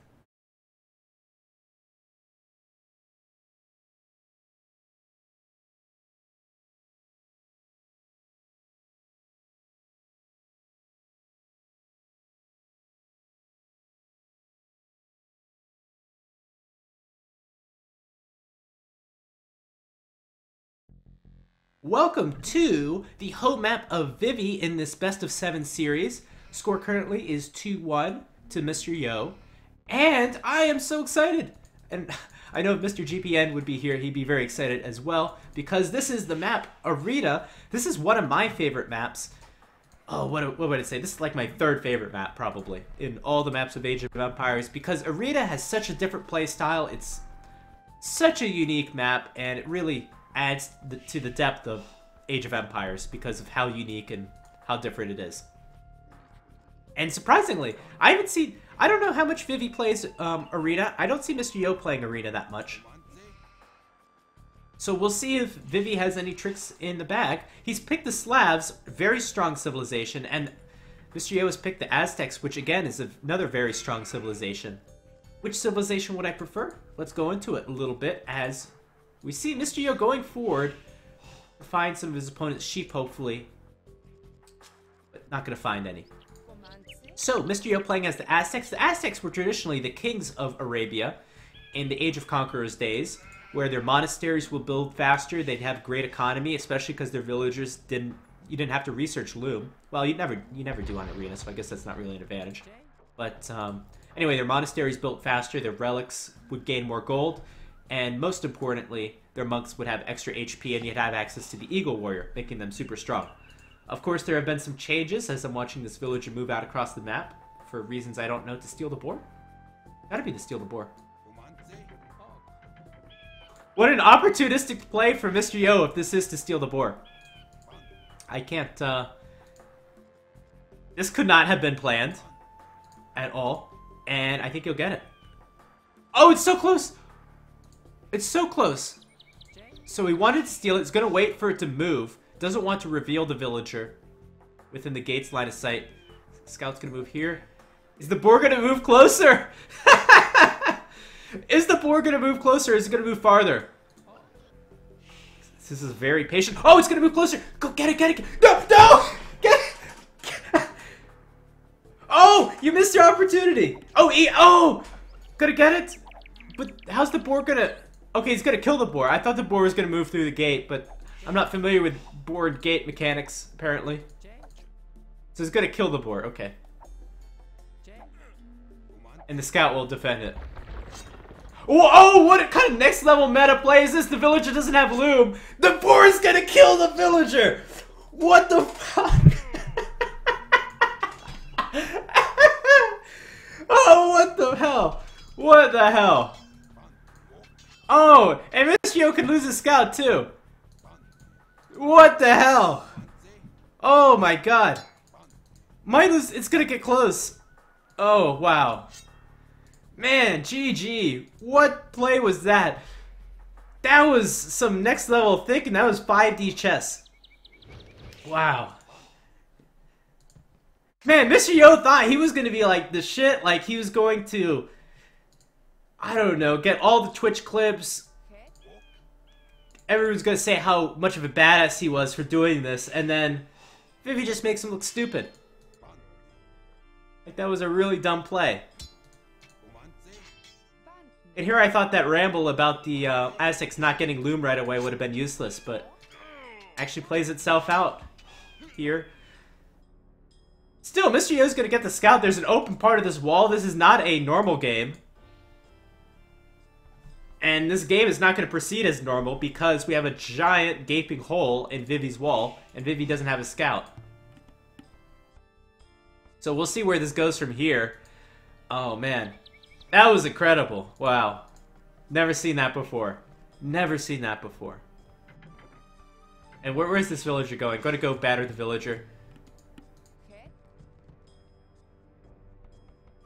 And actually gonna trap the villager. Gonna trap the villager, another highlight. Oh, but it's open. Okay. Alright. So let's get back into the game a little bit. Let's get back into the game. It's not a useless wall, I don't think. Alright. So that villager's gonna move back to the town center. Let's get back into the game. We've got an Aztecs versus Slavs matchup. Villager numbers are even. Despite everything that's happened. Even though the KD is 2-1. Got a barracks coming up from Mr. Yo. So Mr. Yo is probably... We've probably changed the course of this game. This game is probably going to go into feudal war. Maybe. What are we at? We're at 22 population now. Looks like Vivi's still going to go for the fast castle. That's the standard arena play. Mr. Yo's going to go for... This is an early fast castle. This has got to be a fast feudal. It's way too early for a fast castle. There's no farm seeded. And no gold being taken. So this is going to be a fast feudal for Mr. Yo. He's going to make militia. Yes? Militia would make sense. Yeah, there we go. Alright, so because the hole in this wall exists, Mr. Yo is going to delete those palisades and it's going to start to batter the house. Going to build a tower. And meanwhile, what is Vivi's play? Vivi is going to go for the fast castle build. And let's see when he gets up. And he's got the Slav farmers. That'll help him, hopefully, to click up sooner to the feudal age because he doesn't need as much food for the castle age. Or, you know, collect it faster.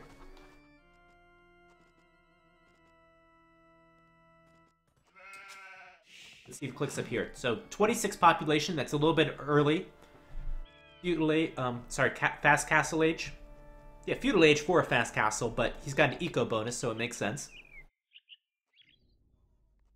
And once again, we have this window of opportunity, just like the last game, where Mr. Yo pressured Vivi. We have this window of opportunity where Mr. Yo can make towers and Vivi can't. We have a double gate at the corners. What a double gate means is that you can tower hop. And Mr. Yo is going to build that house there to make sure that Vivi doesn't wall this off. Vivi knows that some aggression's coming. He's going to go with the barracks right now. Probably... Best thing you could do is try to wall here, and then place a tower behind the walls, in my opinion. Anyway, as I was saying, if you like excellent arena games like this, Mr. GPN later today will be doing a stream on Voobly Official at around 23 GMT. That's about, I don't know, 6 or 7 hours from now. We'll be casting greatest arena games from this week. If you missed previous weeks, the uploads are on YouTube, and I must say the titles and thumbnails are quite entertaining. So I do encourage you to go to Voobly Official YouTube and check out the stream later on today for some more arena games. Nice gates from Vivi. That'll help keep his opponent out, but we got another tower up. Tower's going to take away his stone. Going to be very close to that farmer. Archer range going to come up right away. This is full feudal play. A very irregular game. That gate is open. That gate is open. Forcing Vivi to place a tower down in the south. Now, Vivi is not mining stone. Not mining stone at all. Gonna go to stone now, but it's late. Meanwhile, Mr. Yo has enough stone for another tower. A tower here could be devastating. Especially if these walls don't get up. Especially if these walls don't get up. I would place a tower here. There we go. Place a tower here. Gonna take away 2 farmers. Going to be an annoyance to the archery range. It's actually open! It's open! Oh, what a mistake from Vivi. Leaving that open. Men-at-Arms gonna come in. Walls are already up around this tower. This archer's going to lose some that men-at-arms is going to lose some HP. Vivi needs about another minute to get enough stone for another tower. And so far, Mr. Yo taking the lead in this game. Once again, he's not really building villages enough. I think this has been a theme in all the games. For whatever reason, Mr. Yo has had some idle town center time every time he's gone forward. So 2 villager advantage for Vivi. And now we're going to see an archer range here to build some skirmishers. Good play.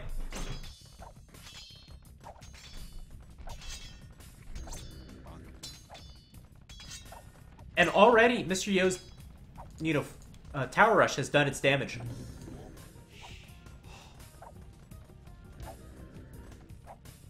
Oh, let's see if he's able to get a tower up on the stone. Don't think that tower's within range, but I think it should be safe regardless.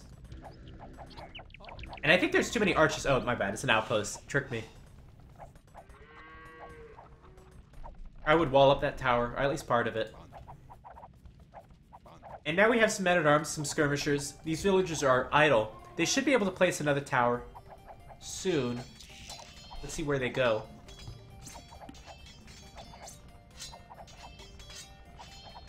So that stone is... it's safe. Towers can't do anymore at this stage of the game. I maybe place another one here just to solidify this area. Maybe not.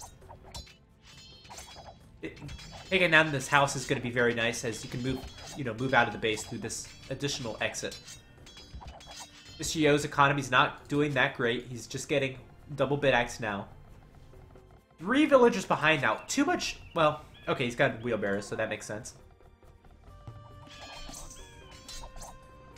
And that's the perfect tower if you can get it up. And it looks like, whoa, Vivi has moved out with his archers. What are you looking to find? This is arena. You're looking to find stone walls? Well, you found stone walls. So those archers are useless out there. And that's the perfect tower. That tower should never have gone up. The 2 towers and the archers in this area should have been enough to deter these villagers from building this tower, and it hasn't happened because the archers have moved out. So that's the perfect tower. It'll take away the stone, take away the wood line.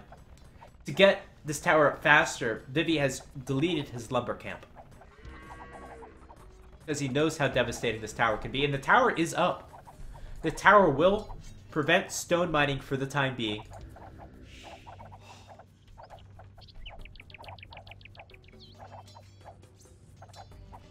And Vivi's economy is terrible.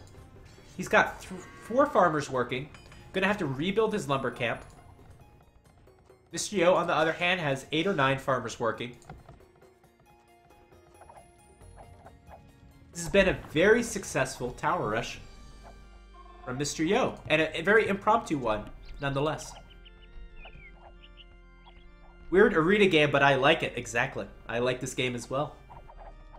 I don't think Eddie would approve, though, or any of the classic arena players. So even though this tower will go down, it's still been worth it for Mr. Yo. He's got a lumber camp.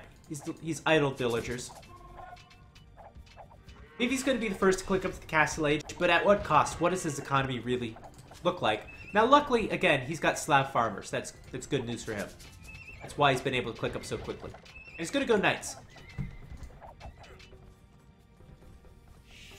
Mr. Yo is really not that close to Castle Age, though. A lot of players, including myself, think that the Slav economy is a little bit too overpowered, and I think you might be seeing that a little bit right now. It's hard to say. Because it's such a ambiguous bonus as to how much food exactly it gives you. How much really is 15%. But Vivi has gone up to the next age in a very good time, and might be able to take back the advantage in this game. Yo is in kind of trouble. Yeah, I would say he is in kind of trouble. This is a nice tower. We will take away the gold, I suppose. Yeah, Yo's in a little bit of trouble. Not that much trouble, but a little bit.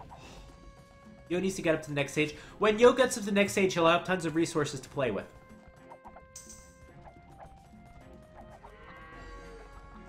But I think it should be an even game once Mr. Yo gets up to the Castle Age. Yo gonna have access to all those Aztec relics eventually, probably. But Vivi can make a monastery quickly. And I think if he's smart, he'll make a monastery quickly and try to grab 2 or 3. Another watchtower coming up. I don't know if it's worth it. Is this worth it to tower this area? Not sure. And once again, another theme in this game. When you go for a tower rush, you want to have enough stone. You want to have enough stone you can get your towers up quickly. But when you know you don't need any more towers, you want to transition your villagers away from stone to another resource. Now, having 550 stone as the Aztecs is not entirely too useful. It'll be good for a Treb and Imperial Age. It's not going to be good for Jaguar Warriors and Castle Age. Looks like these villagers are safe. Castle Age from Mr. Yo. We already have some knights out from Vivi. And they're gonna be safe here as long as the Mangonel doesn't come out. If the Mangonel does come out, I guess the skirmishers will garrison in the town center. Knight's gonna look for something. The knights won't be able to get in through the walls. We're gonna see probably a bit of stone wall right there. And there we go. Good as new.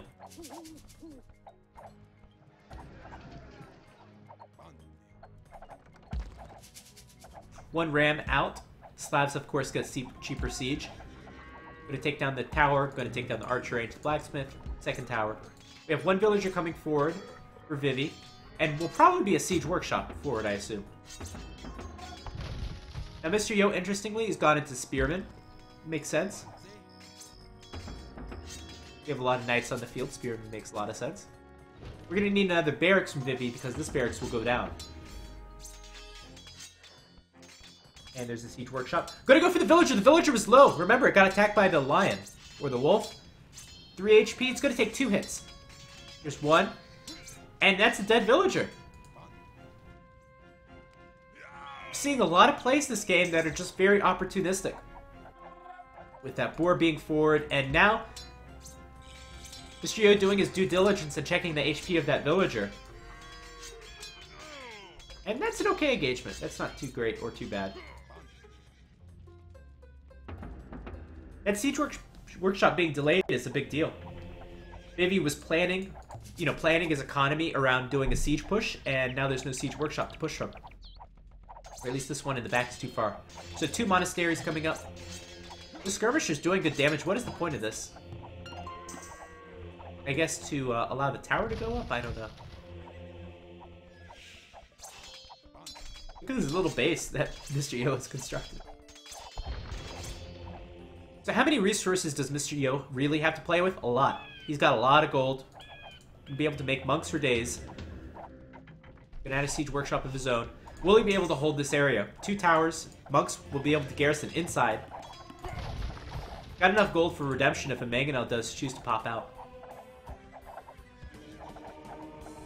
And there's the first monk. Probably gonna go for that relic right away. It's begging to be put in the monastery.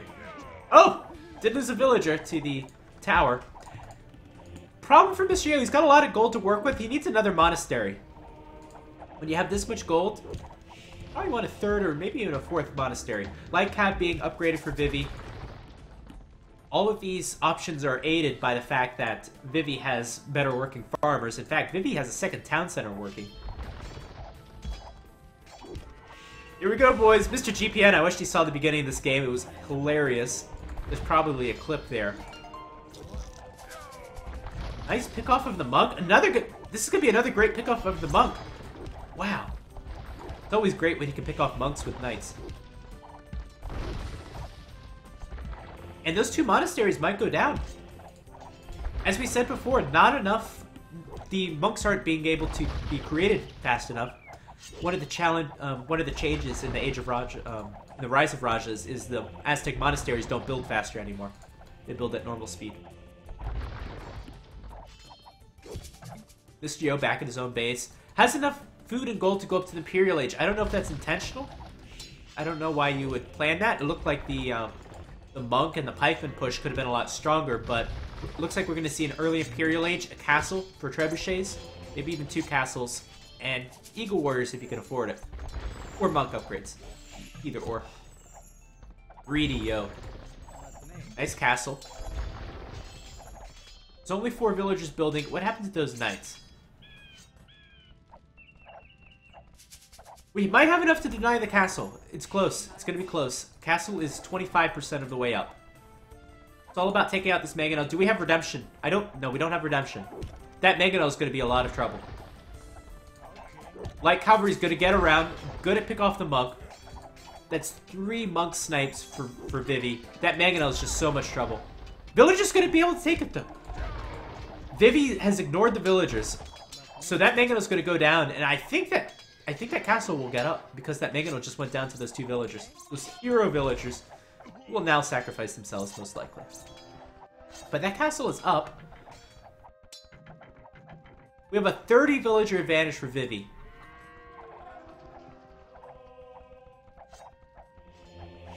And as soon as this castle is up, Mr. Yo will click up to Imperial Edge. Alright, so we have map control from Mr. Yo. We'll have trebuchets. We'll have some monk upgrades. This is a problem. This is a huge problem if this gate goes down. I don't think Mr. Yo has reacted. He hasn't realized that this gate is going down. When this gate goes down, it's going to be a huge raid. The pikemen need to get over as soon as possible. I think the gate will go down before, though. So Mr. Yo needs to put up a gate, a market, something to prevent this raid. It's going to be a palisade. Why palisade? That might be enough. It's going to be close. We need to see another gate. Yeah, another gate come behind it. Why? Yeah, stone gate. Stone gate. That was very close. Very close. Pikeman will take out the ram and should be safe.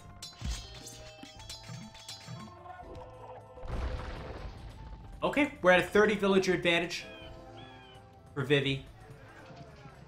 With Slav's economy. 3 town centers. 90 farms. Or nobody farms, depending on your favorite caster is, I guess. This year has enough. I thought he had enough stone for a castle. Must have sold it. So Trebuchet is really gaining a lot on Arena, especially if you're pushing your opponent to the edge of the map.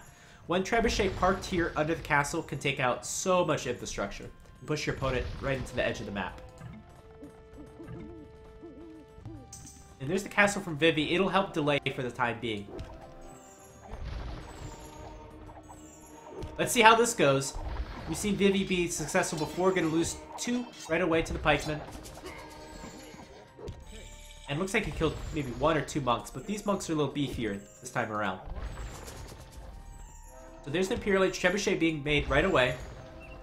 Vivi's not that far behind the next stage. I think with his better economy, could buy stone for days just to keep this castle up. Yo's not picking up any of the relics. He needs it to win it. Absolutely. Absolutely, he needs to win it with his terrible economy. And now would be the opportune time. Vivi doesn't have enough knights to run into the castle, so the trebuchet is safe, so might as well go with the monks. There are a few light cav, that is a bit of a problem, running around. And Vivi's gonna go the men-at-arms route. I suppose that makes sense to be able to counter the pikemen. Vivi's economy is not that strong. When you think of, you know, long swordsmen, you think of champions, you think about 100 villagers, 120 villagers, maybe, 130 villagers. You don't think 85 villagers.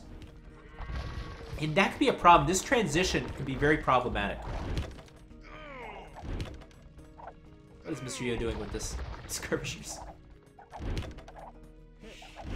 There we go. Monks up to 70 HP. Most of the upgrades done on them. Monks are okay against longswords, to be honest. As long as you have enough. So I don't agree with this transition from Vivi. I think maybe go knights. Go light cavalry.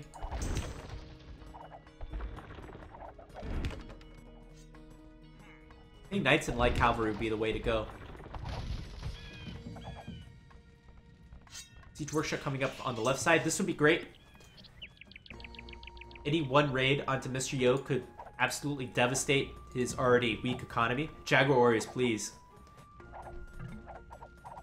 This is casting Rex from yesterday. Yes, these are Rex from yesterday. Who supported the $100? It was a Chinese donor. I am Paul Smart or something along those lines. It's on my... I'll show it to you after this game is over. 100 regular Jaguars do versus two-handed swordsmen or champions. Versus champions, I believe they trade about evenly. Probably. maybe slight advantage. They are a bit slower, I think. Maybe they're not. But if you're fighting Jaguar Warriors versus champions at this stage of the game with the way Vivi's economy is, that's going to be a win for Vivi. Oh, what are you doing with the monks? Where are you going with the monks? Oh, Mr. Yu, you can't afford to waste any monks at this stage of the game. And these light cavalry going to get in under the trebuchets. Oh, this is such an expensive loss for Mr. Yo. Losing 3 monks, losing 3 trebuchets. That might be the game right there. That might give Vivi enough time to build up his long swordsman, get the champion upgrade, and win this game. That was such a big mistake. Such a big mistake from Mr. Yo. He's kind of made a little bit of hole in Vivi's base, but I don't think it's going to be enough. There's just too much economy going in the back of Vivi's base.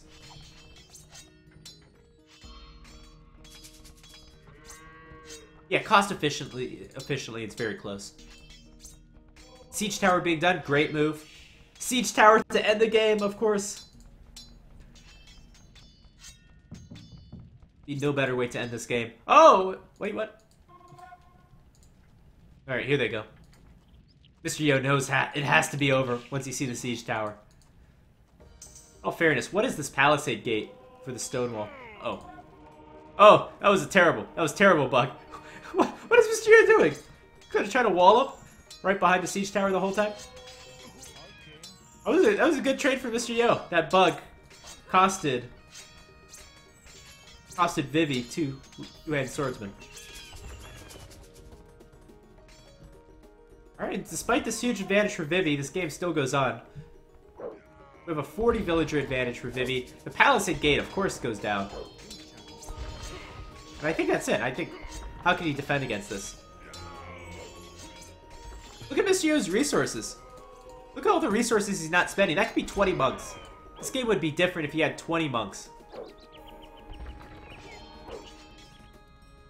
And I think that's really the situation that led us to this point. Why did Mr. Yo go for the fast imp? I think it was probably because he had too many resources. Because he didn't spend them quickly enough when he got to the castle age. Yeah, 30 monks would change the game. I mean, ideally like 15 monks and 2 trebuchets. 2 more. Gonna make some Jaguar Warriors. He's got the resources for it. Bear in mind, these aren't sustainable resources for Mr. Yo, as he doesn't have a good economy. This is his economy.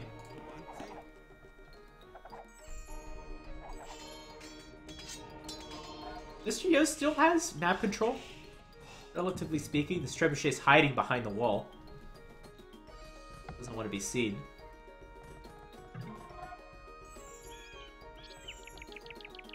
Still 40 villager advantage for Vivi. I think so far the two-handed swordsman has not really been worth it. And I think Vivi's going to transition. He's going to transition to light cav. I think this would have been a better transition to make to begin the game. Or to begin the Imperial Age. There's nothing a Slav player can do without Bracer, Arb, and Thumb Ring. Yeah, it's not easy to go against Aztec monks with cavalry.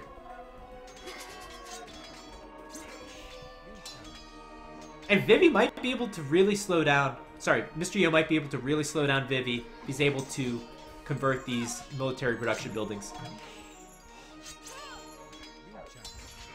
It's not an efficient trade, but should get... Ooh.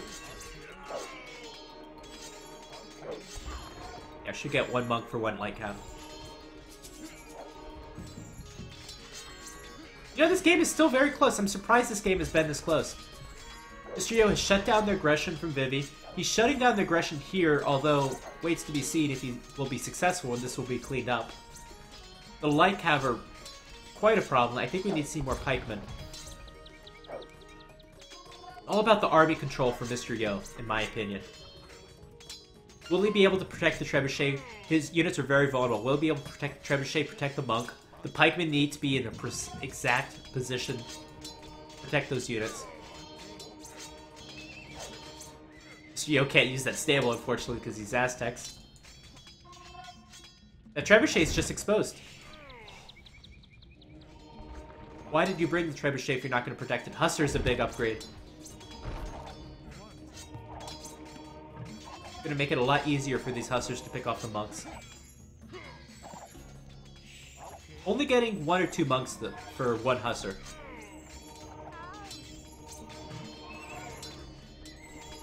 And still a close game. What is Mr. Yo's resources? Spend your resources! Spend them! At least Mr. Yo has 3 relics. Spend that gold! And I think, even at this stage of the game, Mr. Yo could boom himself into a relatively normal Aztec Imperial Age. He's got 3 town centers and a lot of food. So I think at this stage, pains me to say it, but I think this is Yo's game to lose. Get Garland Wars. Yeah, could be worth it. Yeah, I think this is Mr. Yo's game to lose, and it shouldn't have been this way. I think Vivi's decision to go two-handed swordsman was really his downfall. That killed all of his momentum. He lost the forward here, losing his base over here. Would have liked to seen a lot of light cav. A lot of knights. And surprisingly, Vivi with Slav economy, all these villagers has no resources to work with. This trebuchet is well enough defended. Mr. Yo's going to try to get that relic. Castle coming here, that'll lock down this area. And now the question is, how does Vivi get gold? Doesn't. There's no gold for Vivi. This gold is already mined out, basically, from these villagers. This gold is under threat of castle. So, Vivi, his only shot at winning this game is to just spam Hussar, and I think it's too late for that. Hussar's the only unit he can make without having to use that market.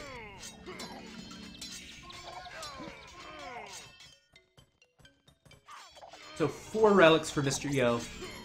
That brings his economy up to like 92 villagers if you take into account those relics, and that's fairly formidable considering Mr. Yo's position in this game. Just gonna delete those barracks. Look how many stables that Mr. Yo has converted. 4 stables. The Aztecs player has more stables than the Slavs player. Yo has more Slav infantry than Vivi does. Yeah, he does. I think this was just poor foresight. The two-handed swordsman could work if you're far enough ahead in the game. But just go for the easy option. The easy option, I think, was Hussar. And that's probably the GG castle. Garland Wars, plate mill armor. Now these pikemen are forced to be reckoned with. Gonna double the attack of the pikemen. And this castle will get up. These monks probably will get a conversion or 2. There you go, 1 conversion. All 3 are still alive. 80 HP monks. Castle is up. This is going to be a win for Mr. Yo, and a surprising one, to be honest. This game was excellent. That early game, and then that comeback. That early game with the boar, and then the tower rush. And then the fast imp by Mr. Yo. Looked like Vivi had this game in the bag, in my opinion. And then Mr. Yo with this comeback. What an excellent game. Even herbal medicine being researched for the extra 5 HP on the monks. This is really the only reason you see that technology being researched. Castle at the edge of the map. It's super over. Yeah, it is. Look at the position.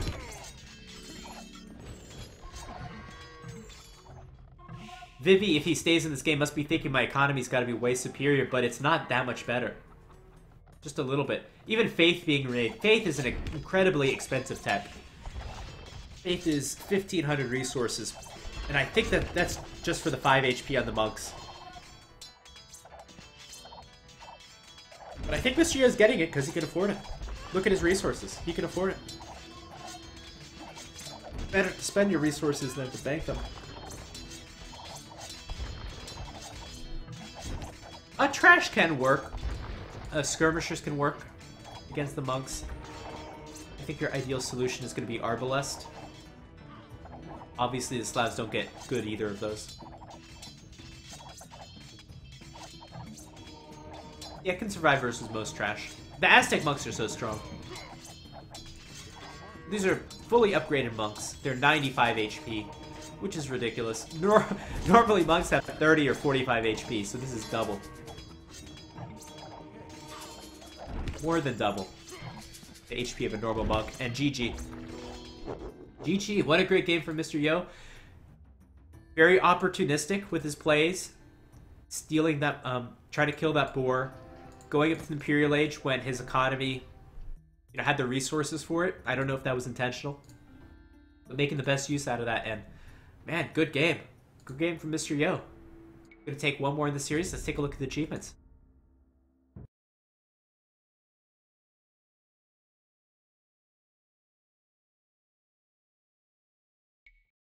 Here we go. More units killed from Mr. Yo. 60 units converted. This is a surprising one. Vivi with more villagers. Entire game. 2,000 relic gold from 4 relics. And here's your timeline. Vivi coming back right about here. Early Imperial Age. That's when he made that two-handed swordsman switch, and that's why he ended up losing the game.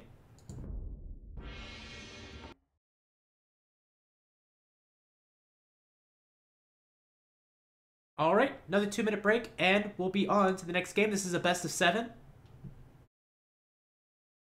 Meaning that if Mr. Yo wins the next game, he will take home the majority of that prize money. Stay tuned.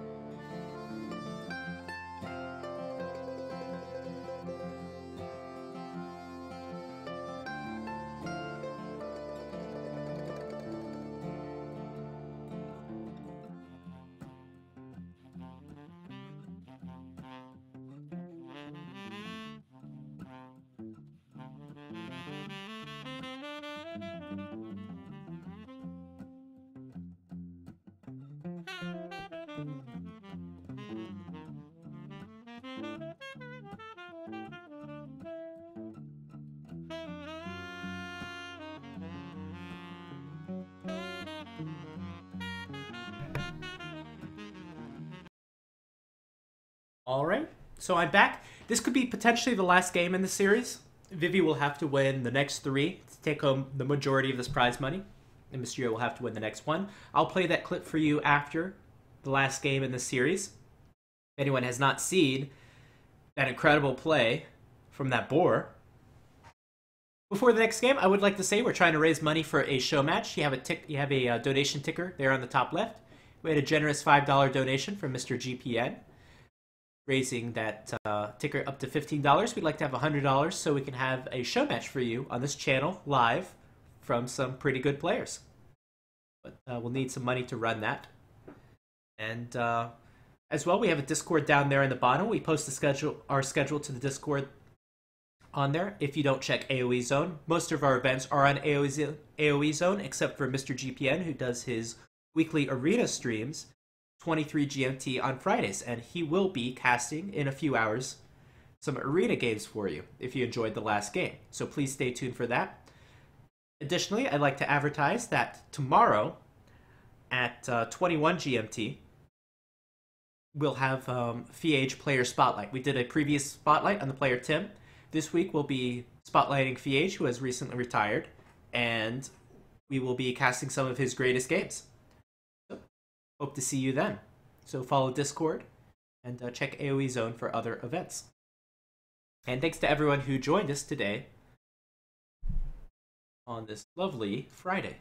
So let's get into the next game. Could be potentially the last game in this series. Yes, he retired.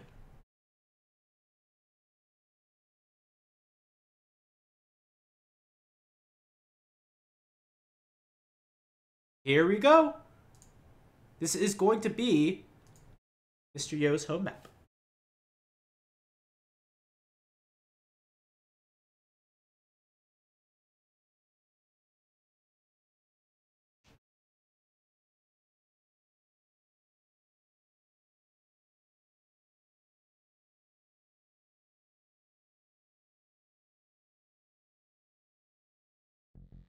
Hello everyone and welcome to this 5th game in this best of 7 series between Mr. Yo and Vivi. This is for $300 granted by a generous Chinese donor.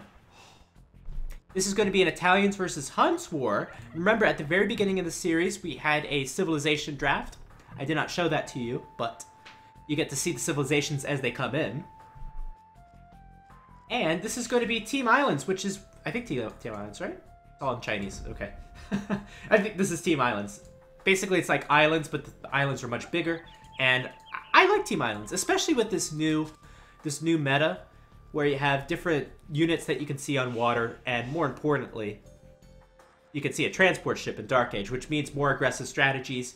I think Team Islands is like the new Islands now, as we used to see a lot of Islands matchups for people that really enjoyed water play, and now we see a lot of Team Islands, and I love it. So Mr. Yo will have to win the next game to take home a majority of this $300, and Vivi will have to win the next 3 games. Let's see if Vivi can make a comeback. Down in the bottom right, we have Mr. Yo playing in red as the Italians. And in top left, we have Vivi playing as the Huns. Now, the Italians are, you know, the team to beat on the water maps. Now, why is that? It's mainly because they're able to advance to the next stage much faster because advance to the next stage costs 15% less. Dock techs cost less, meaning upgrading to War Galley and getting your shipwright upgrade, which is quite costly, costs less, and fishing ships cost less. So those are all nice. If you make it to the late game, you can maybe make the Condottiero. You raid. So the Italians are kind of unrivaled right now. I hope they'll get some new balance changes to hopefully nerf them and make other civilizations more viable on water. Now, Huns are no pushover on water either. Why do you pick the Huns? They get no water bonuses per se, but they get a very solid economy bonus in that they don't have to build houses. So all that extra wood translates into a better water game. As well, if they decide to land, you know, that'll translate to a better water game, a better landing as well. And since we have that Dark Age transport, since we're on Team Islands, you have to take into account their land bonuses, and the Huns are always a very good land civilization.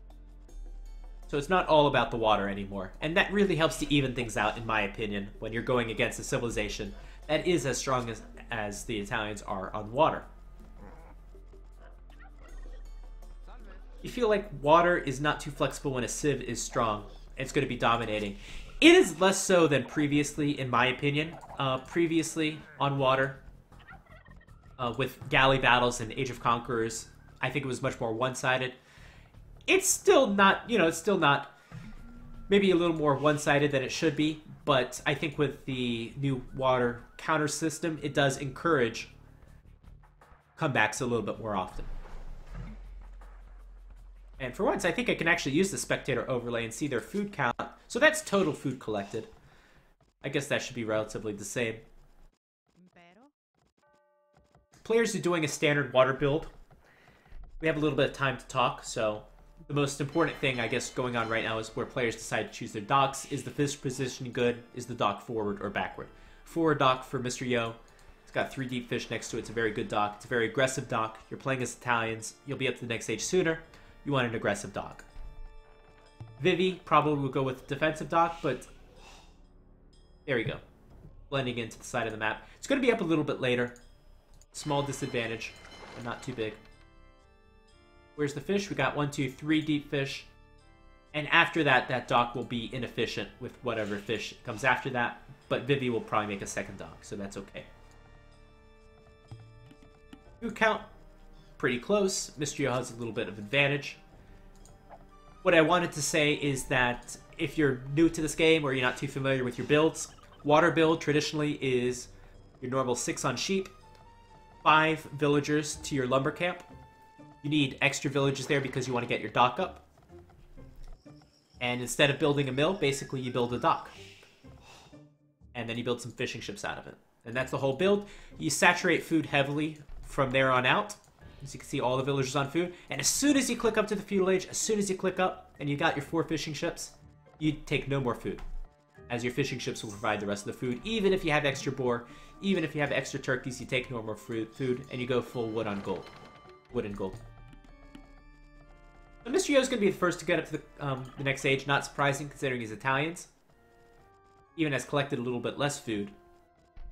Go back to the normal overlay. Here we go.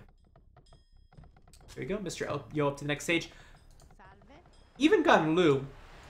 Normally you don't get loom on water maps. However, Mr. Yo is probably thinking that Vivi will do a landing. Vivi's an aggressive player. I don't know him too well for his water play. He's chosen the Huns. And this is Team Islands. So, makes sense to do loom in this situation, in my opinion. Maybe could have waited till the next stage. But maybe the scout would have came across. Looks like Vivi is just... Well, it looks like he's going to do a landing, actually. But it's not an early landing. This is definitely a late landing. You could get that transport built a lot sooner. If you wanted to do an early landing, a forward dock would make more sense. But this landing will be late. And one of the biggest things to landing your opponent is to make sure that your transport ship and your villagers are not seen. The landing here is not going to be very effective. Where's the most effective place for a landing to take place? That's going to be too exposed to galleys. Too easy to tower. Here it's possible if you're unseen. Would be decent. This would probably be the best place, but Mr. Yo is patrolling very heavily this side of the map. I wouldn't even be surprised to see an outpost in this area. So this landing is very risky from Vivi. I have the feeling it will be seen, and it could be shut down. Let's see. Is Vivi even going to contend for the water? Yeah, he's going to make a fire galley, going to try to pick off the fishing ships. Most recent balance change has been that fire ships do less damage versus fishing ships. And I really like that change. As they did way too much damage before, and pushes a little bit more, just a little bit, towards using the galley line. Barracks coming up at home for Vivi, so we can drop the archer range or stable right away. Are Italians the new Vikings? Italians and Vikings work differently now. Vikings are much more effective in fast castle builds and in team games, so they are different. And as well, the Vikings help their team a bit more with their dock bonus, so there are different, different styles.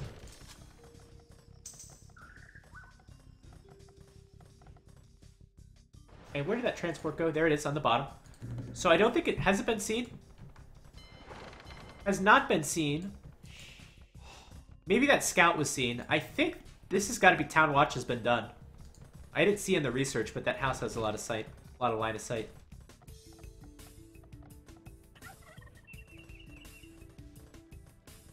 And this is going to be a hard game for Vivi. And remember, he needs to win these games. So he's got an archer range up, but there's already walls. We can see stone walls. We could see a tower from Mr. Yo to shut this down. On water, nothing has happened. It looks like Mr. Yo will win the water. Mr. Yo has an extra dock. And Vivi needs to make some damage with this archery range. This is unfortunate with the way that these walls are for Mr. Yo. Blacksmith. And I think Mr. Yo must have seen this by now. Must have seen through the line of sight of the... Yeah, it's going to go with the barracks. So Mr. Yo is going to plan his defense. The good thing with defending with actual units is you can use them in offense. You can use them to transport later on if you need them.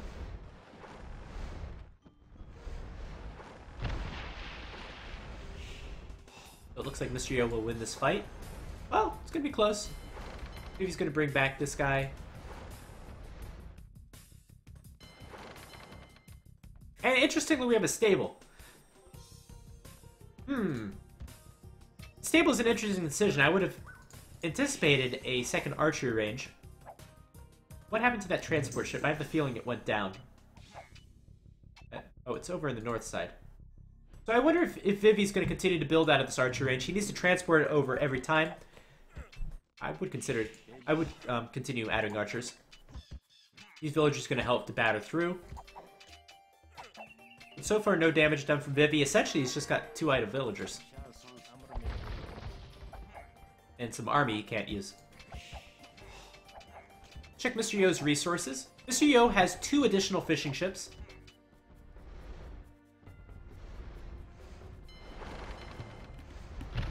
And that will go up to 4 additional fishing ships. So that's going to help get him up to the next stage sooner. We'll need another dock pretty soon.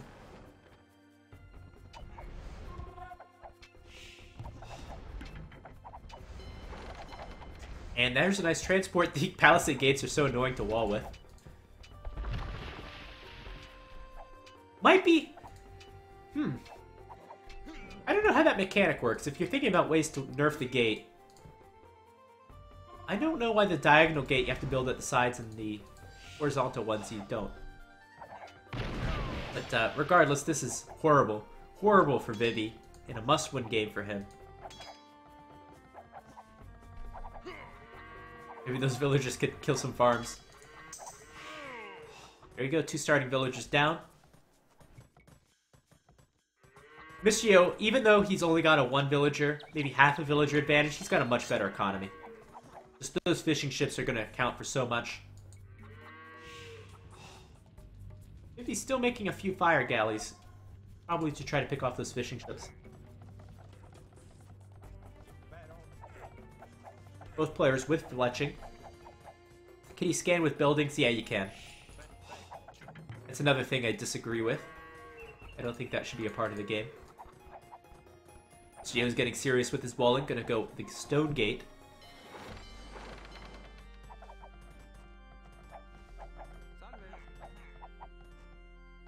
Now, good thing for Vivi, at least he's got more military numbers, but not by much. Maybe 1 more archer. But Mr. Yo's up to the castle age. He'll have the crossbow upgrade. War galley upgrade. Remember, war galley upgrade will be cheaper for the Italians.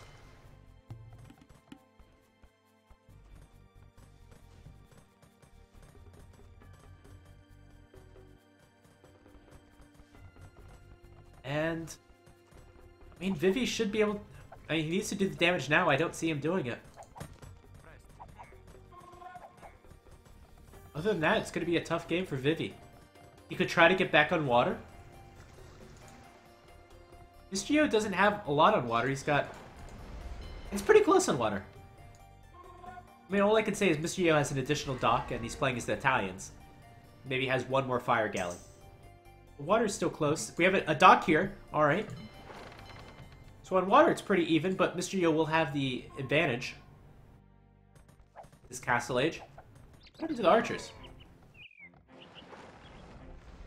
Archers are going north. They're going for an attack. Yeah, this makes so much sense. This makes a lot of sense if this gate gets up.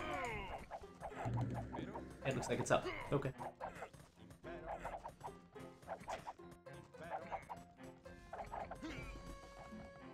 So just those skirmishers in that stone gate preventing those archers from coming in, while Mr. Yo can send his archers up to the north, where there are no defenses for Vivi.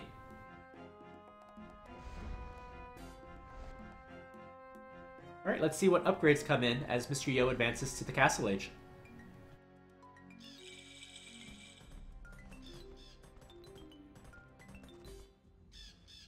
Crossbow ooh. Woo. Oh man. This is going to be a tough raid to stop with crossbow and bow and arrow.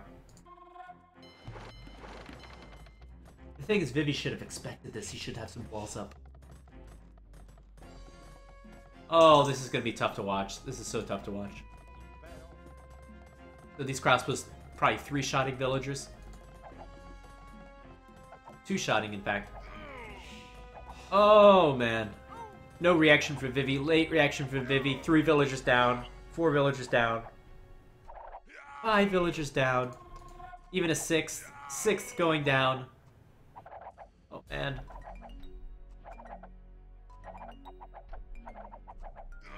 Skirmisher gonna die as well.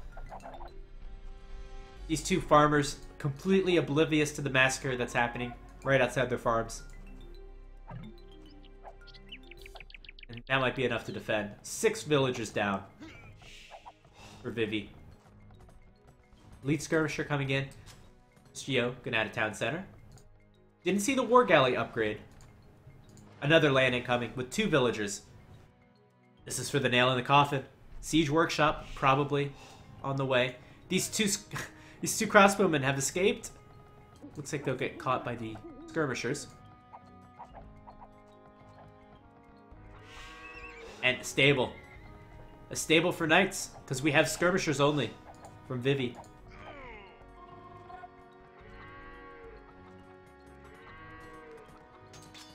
I see no advantages in this game for Vivi. How can Vivi win this? Vivi's gonna add a town center, which will help to prevent the knight raiding. This is where the Siege Workshop comes into play, and the monastery only helps to support the knights. Oh man, this is gonna be an incredible comeback if we see it. This will be some comeback. Here's the landing. Gonna be completely failed. This is just not a good map to land Mr. Yo on. He's walled it in a great way, and there's no way he can land on these corners. Only small thing I could say going for Vivi, or not going for Mr. Yo, is that he's taking shorefish with only 3 fishing ships. So this isn't a huge disadvantage as far as fish goes. But it's still an 8 villager. No, this is a 13 villager disadvantage. Workshop building, monastery building. Don't think Vivi has seen this quite yet. Going to. Hasn't seen it yet. You saw this, should be... You can't even make pikemen. It's a crossbow, knight, monk, siege combination. You can't counter that with 1 unit.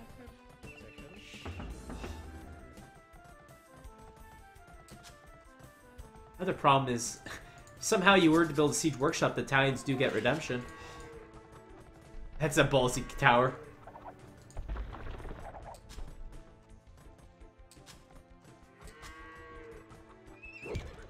So Vivi gonna go with the stable. He loses his town center, he's gonna lose his gold. He's gonna lose half of his food eco too. Well, he's gonna have the gold here. He still can't afford to lose anything with his economy. Anything going on here? Some skirmishers might take a good trade. This stable was landed. I see Vivi is as annoying on water maps as he is on Arabia. We have 3 mangonels and a tower. Pressure is being ramped up. Mr. Yo wants into the space. He wants that town center down.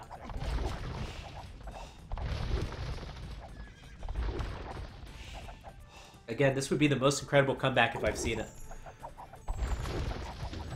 Siege Workshop coming up. So Siege Workshop could potentially pick off the mangonels with some lucky micro. We're gonna have to go 3 for 1, 4 for 1. Assuming Mr. Yo doesn't get redemption.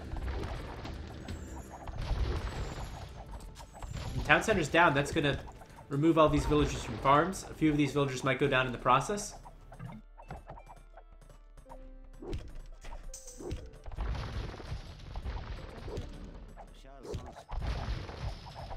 Take a look at Mr. Yo's economy at home. Both players on 2 town centers. Villagers are able to keep mining gold. 15 villagers idle from Vivi. You take into account those idle 20 villagers, that is essentially a 20 or 30 villager lead from Vivi. 1 lucky shot, you get another. Gonna get another lucky shot, so 2 for 1. That's a start. Gonna miss on the crossbows and GG. Vivi gonna call the GG, giving Mr. Yo the victory. How the hell did Yo win the arena game? You gotta watch it, man. You gotta watch it. Yeah, just the landing failed and that was it. Landing field and Italians are Italians. Alright, so that is going to go to Mr. Yo. I do have another game in this series. Maybe it was a restart, or maybe they decided to play some more. So I'm going to start that right away. Yeah, there's a game 6 here. Let's see what this is about. I'm pretty sure this was a best of 7. Unless I got my settings wrong.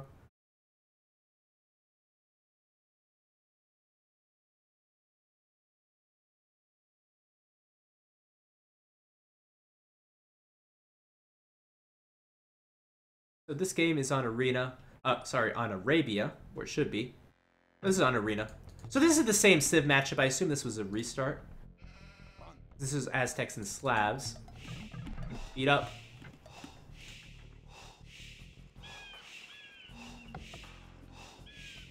Oh, my bad. This is the same game. Alright, so that was the series. That was likely the series. Oh, but this gives us another opportunity to relive this classic moment. So let's go ahead. So this was the moment from earlier on, if you missed it. So basically, Mr. Yo is trying to get this wild boar, trying to steal the boar, and it was just waiting there forever. Was waiting there for a full minute, because you know how the boar likes to wander around. So now it looks like Mr. Yo is going to steal the boar, or now it looks like he's going to kill the boar. So this looks like the most epic play for Mr. Yo. Just such an opportunistic play, and then Vivi does this. And makes Mr. Yo look like a fool. Oh, man. So that boar gets the last laugh. And then we have the scuffle here, leading to Vivi losing a scout. And then because of this hole in the wall, it led to Mr. Yo choosing a more aggressive play and eventually building the tower down here and going in through a tower rush and leading to an epic game. So if you want to see my initial reaction to this, check it out in the clips. Check it out in the previous broadcast. Or when it goes to YouTube, check it out there. Because I've already seen this, obviously. But that was definitely the play of the day. Play of the month.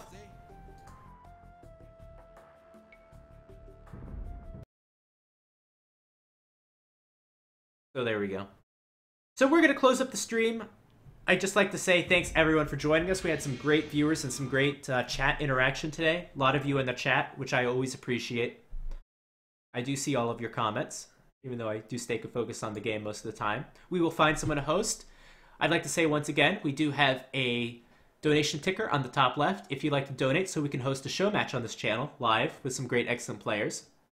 Man is !donate in the chat to see where you can donate. As well, later on today, we'll have Mr. GPN streaming his arena games of the week. This will be going on week 3.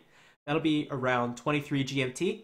Tomorrow, we'll do a player spotlight at 21 GMT, spotlighting the player Fiege. We'll be showing some of his career-defining games, as he has recently retired. And I'd like to say that here on Vibbly Official, we are a volunteer channel. All of the casters here are volunteer. And if you're interested in streaming with us, there is an application down there on the bottom where we can hopefully help you out and you can help the channel. So if you're interested in that, there's an application at the bottom of the channel. If you like, you can join the Discord channel where we'll be posting our schedule. A lot of the games, I cast anyway, will be on AoE Zone where you can see them beforehand. And it was a pleasure to cast for you guys. My name was Nobody, and let's find someone to host. Thanks for being with me.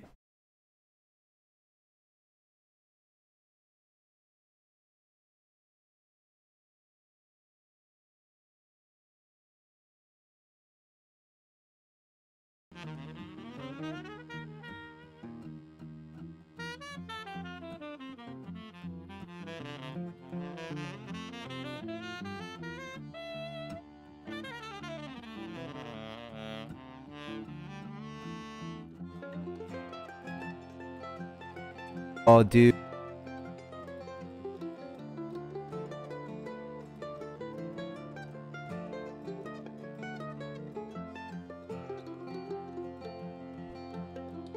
Alright, so we're going to be hosting Spring, who is top 50 in the world, best United States player. And here we go. Thank you, everyone, for being with me. See you later if you're going to be on Mr. GPN's, if you're going to be catching Mr. GPN's stream and his arena showcase. Bye-bye.